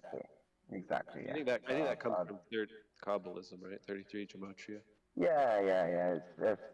I mean, look, there are sort of esoteric sides to Freemasonry, and there are many Freemasons who, who look to like ritual and things like that to like try to find some hidden meanings and Well, attribute all sorts of things, right? So I mean, if that's if the Jews do control the media, maybe they are putting gematria in their media. I mean, they're the ones that use gematria, and they're the ones that control it. So I'm not like trying to make it's nothing racist. It's just kind of a connection I'm trying to make. Maybe what's it's a bad one. gematria? What's gematria? Gematria is it's might be something different, but gematria is GEM. Oh, Gemont. Okay, right, go on. So It what should is be that? it should be called gematria. I thought that's what you were saying. So what is That's it though? I've never heard this term before. that's some good stuff right there. What is the word mean that you said?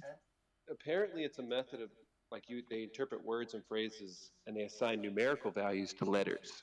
So within the Oh media, yeah. yeah, and apparently they're doing it in the media. People are like, look, there's 33 here, 33 there, and over here, here's a compilation. There's a 2-3 minute compilation of 33 in the media, and we're like, is this freaking Kabbalism? Is this what gematria is? And people are deciphering it, and they're saying, look, this person's name is even suspicious. It's like, how do you have the time to do all this pi math? I don't know if you saw the movie Pi, but it's crazy business. I feel like I get a blood clot in my head or something. You should I look mean, into it. for me, what I get out of my Masonic membership is that, like, I mean, I'm an electrician, so I work on construction sites. So it gives me an avenue to add a bit of formality into my life. It gives me a sort of an avenue to network, to sort of mix with people from various different uh, educational, working, and cultural backgrounds.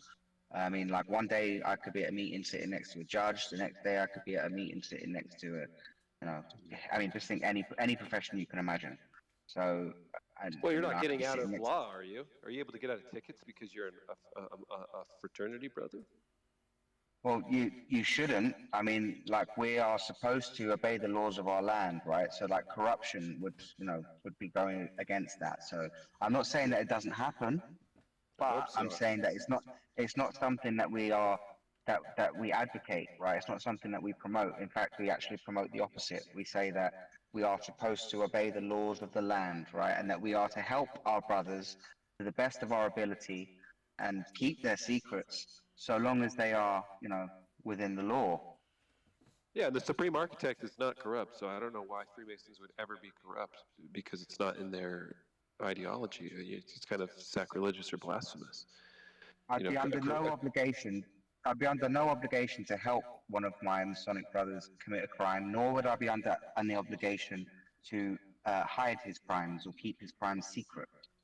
In fact, my Masonic obligation would require me to, to challenge that and to do the opposite. So then it's funny you say that because, I mean, there are a lot of people who claim that the Freemasons are responsible for so many bad things.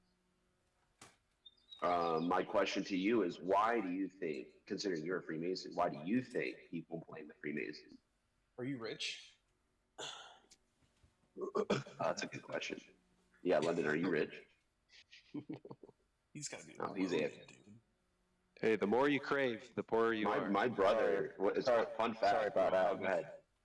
Did you hear the question, London? Sorry, I had a phone call. No, I didn't. I just had a phone call. Sorry about that. Are you rich? No worries, you're good.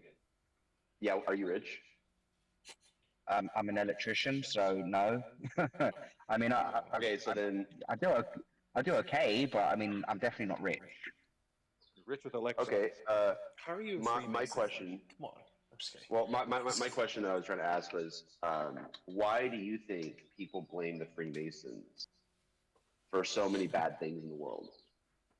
What is the historical reason for that? Like, what set that conspiracy theory off? Well, I think probably there was some truth to it back in the day. I think there probably was, some, and I don't think this comes directly from Freemasonry. I think it's more so that there is a club of people with similar interests that are, that have a connection, and that like when that happens, people tend to sort of work in ways that benefit each other. And like when those people are the same people that are running the country, well, you can obviously imagine the sort of issues that can arise like that when people are sort of working for the It benefit started of with their the trial of friends. William Morgan, right? Did you know that the anti-Masonic Party was the first third party in America that they elected a president? Wait, say that again, Christian Yellow? The anti-Masonic Party was the first third party in America. Really? Okay, let me look that up. Hold on. It's called the Anti-Masonic Party, and they later merged with the Whig Party and elected a president. And it was because so when you join Freemasonry, you pledge an oath that if you reveal their secrets, they'll like essentially murder you. And there was a Mason, I believe his name was William Morgan. It was something Morgan, and he wrote a book revealing the secrets of Freemasonry, and so he was murdered. And then there was a trial, and it came out. People figured out that the judge of the trial, who acquitted all the Freemasons accused, was also a Freemason. And when It's people like some found History Channel at 3 a.m. shit, dude. when people found that Well, out, actually, no, Neon. With all due respect, I actually do think like some of these ideas are legitimate. I've heard similar stories from my brother, who's also a Freemason. Is he And in Joseph Smith tried to do it and rebrand it. Was Joseph Smith a Freemason? Just a rebranded one. Yeah. Okay. My question to you then, Christian Yellowbone, is, who are the most prominent Freemasons in the American history?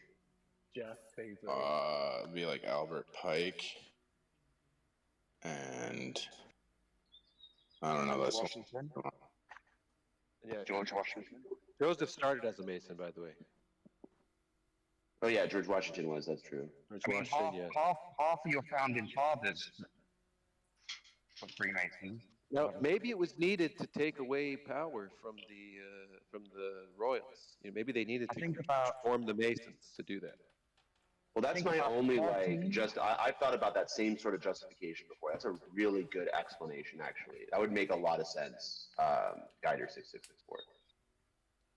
Yeah, I mean, I can't imagine anything else. It's not like they're doing it to withhold from the colony. It's all probably just to say, look, we can't let anyone know our moves. Yeah, I actually do wonder if it was like a way of creating like a separate quote unquote royal family without the family part, as a way of competing with the royal family. Do you think that's possible? Well, our Grand Master is a member of the royal family, so and most of the Grand Masters that have ever that in English Masonic history have either been royal like they're associated with the royal family.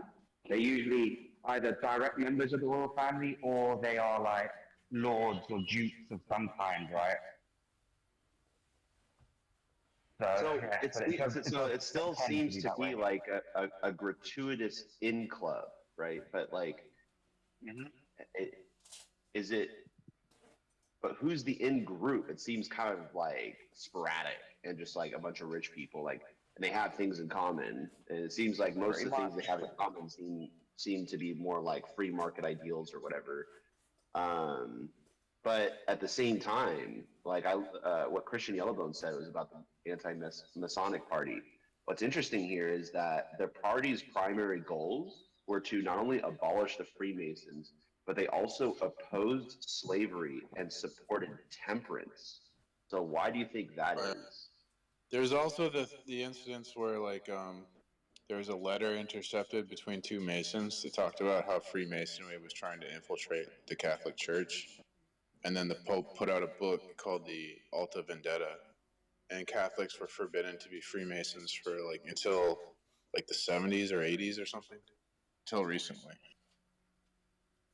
So that's another thing. So is the Freemasons as an organization more just like, because like considering my brother's in this club now and he doesn't seem to be of the same importance as the members 300 years ago, and so in my view it's kind of like this thing has become more of a club than a like a prestigious group of rich people or whatever. Yes. Or there's levels of the club that some have more influence than And others. this shift happened in the 70s, you think, or do you think the dramatic shift happened earlier? What? No, I saying the Catholics. The shift to allow normies into the like randos into the club. Catholics. The Freemasons didn't forbid Catholics. The Catholics forbid Kind of, yeah. Catholics. Actually, you can join the Freemason, Neon. How can I join? Is there a website? There is a process. Yes, actually, there is. Neon, it's so funny you say that because it didn't used to be the case that you couldn't just like join the Freemasons, but now you that'd be can. that would be so funny because like flat earthers complain about Freemasons, and I could just be like, I'm a Freemason. I don't really. We just don't. That's just not really on our docket. Well, I think a lot of meetings. I think a lot of you can identify your local your local charter or whatever. The Masons you can, are figure out young where they Earthers. meet, when Look they up. meet. All this information's on the internet now. Look up what year it is according to Freemasonry. They're young Earthers. You should totally join Neon. All you have to do is sell your soul to the devil. So for you, it would be like free. Easy. I've already. Well, yeah, I've considered it because like when it comes to conspiracy theories, like I always like to spend a great deal of my time understanding like the people themselves, which is actually partly why I ran for politics once. I ran for city council, and it was really interesting seeing. Yeah, I did. I was really interesting seeing the politics like so personally, like so close, because you only get it from afar. You only get like what happens from afar. You don't see what goes on behind closed doors. But it was, those kind of things are actually really insightful, and I've considered joining Freemasons. The one thing you can't be is just to see what it's like. You're not supposed to. You have to suppress. You have to express some idea of a supreme being or whatever. Like technically, they might be loose with it now, but you're not supposed to. Oh, what? They don't have secular Freemasons? Sort of. I mean, I guess they got looser about it, but technically, you do have to submit to a deity. Be secular. But you're actually not expected to discuss anything related to religion or politics in Freemason groups nowadays. I'm sure that wasn't the case 200 years ago, but what? That's their main. That's one of their main focuses, though. No, not anymore. Mathematicians always run about everything. Just ignore it. I personally take like up the position what I've learned about Freemasonry happened. is like they'll allow you to be a Satanist, they'll allow you to be a Christian, they'll allow you to be whatever the fuck you want. Yeah. Yeah, that's true. Yeah, it's But religious you have to submit pluralism, to but a you're just deity. not That's one supposed of to be the. like a And then I that is- wanted to comment on something about your brother being able to join. There are levels to Freemasonry. Like that is not a whole that's not a conspiracy theory. Like how you get up to like the 33rd degree Freemasonry. So It's or not just like a like Yeah, he multi-level marketing actually. scheme at this It's point. funny because his. It's so funny because the way he joined the Freemasons is because he thought his father was a Freemason, but it turned out that he had a different father, um, and and so he ended up in the Freemasons and didn't find out that he didn't belong there until way after, and so he kind of like got his foot in the door, so to speak, in a way that nobody else does, because he has no he now he knows he has no family roots there, and so he's able to be a lot more transparent, I think, about what goes on. And it's not that bad. It's really like the group today is not like what the group sounds like it was back then. Yeah. what do they Historically, do? a Like, lot of it do they functions just as focus on their local county or something? All they do, well, you're not allowed to talk Like a about shadow politics government? and religion. That's what's really weird is that That you're is not allowed to fucking talk about those two strange. things specifically. If Like you that, do, you could I be for some you could be reason ejected. can't believe that, bro. I don't believe that. Well, my opinion is that something changed in the Freemasons within the last 200 years. Something dramatic changed, and the collapse now of the it's just British not. Empire. It's totally different club. It's That more is a really club for strange, military. bro. But Yeah. they are Hey, still doing hey, the naked Neon, trust falls. They're Neon, still you doing should definitely join, bro. they're doing the Okay, naked trust falls still, and I don't know if they do that in everyone. Do you think A I'll lot meet of it. any of the lizard people or Nancy Pelosi? Neon. A lot of masonry functioned as sort of a on. network for the British intelligence Not collective. all That conspiracy theories have to do with lizard people. Come on. Look up the female fraternal Well- order. It's kind of funny. There's a lot of older women, and they're all singing, and it's just this festive time. They're all in these dresses, and I had no idea it existed. It's an all-female Mason. Eastern Pretty Star. interesting. That's pretty. There's a funny. bunch of like other bodies that are like kind of like the mainstream masonry is basically like a drinking club.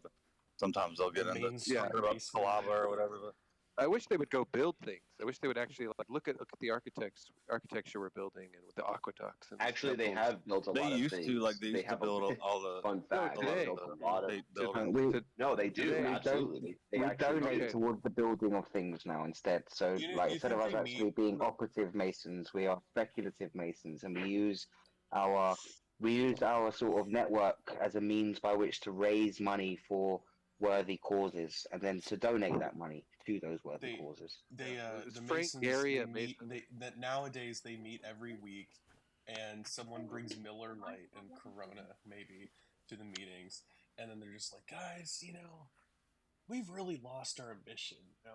We used to overthrow empires just because we didn't like that they believed in God, and now what are we doing? They just already accomplished their Playing mission. dress up. They already won. Everything's gay and secular. They don't have anything else to do. That's actually kind of Oh, God, unironic, I but kind of true. wish. Mole. I wish that was true, man. I wish It is. everything was indeed. Yeah, I can't mean, like the imagine. government. Look, their whole goal was a liberal government without control of the church. Oh God, I wish. You think they lost Oh power, man, and so then they had to keep some sort of gotta join illusion? this club. You make it sound so cool. No, that was what they did. Like in the 1800s, they were doing. They helped Thanks for launch the the French interesting Revolution. conversation. Stuff like Sorry, that. guys. Man, I'm going to where bed. did Yeah, they that's go? true. The Illuminati backed the Jacobins. It's got to be like secret occults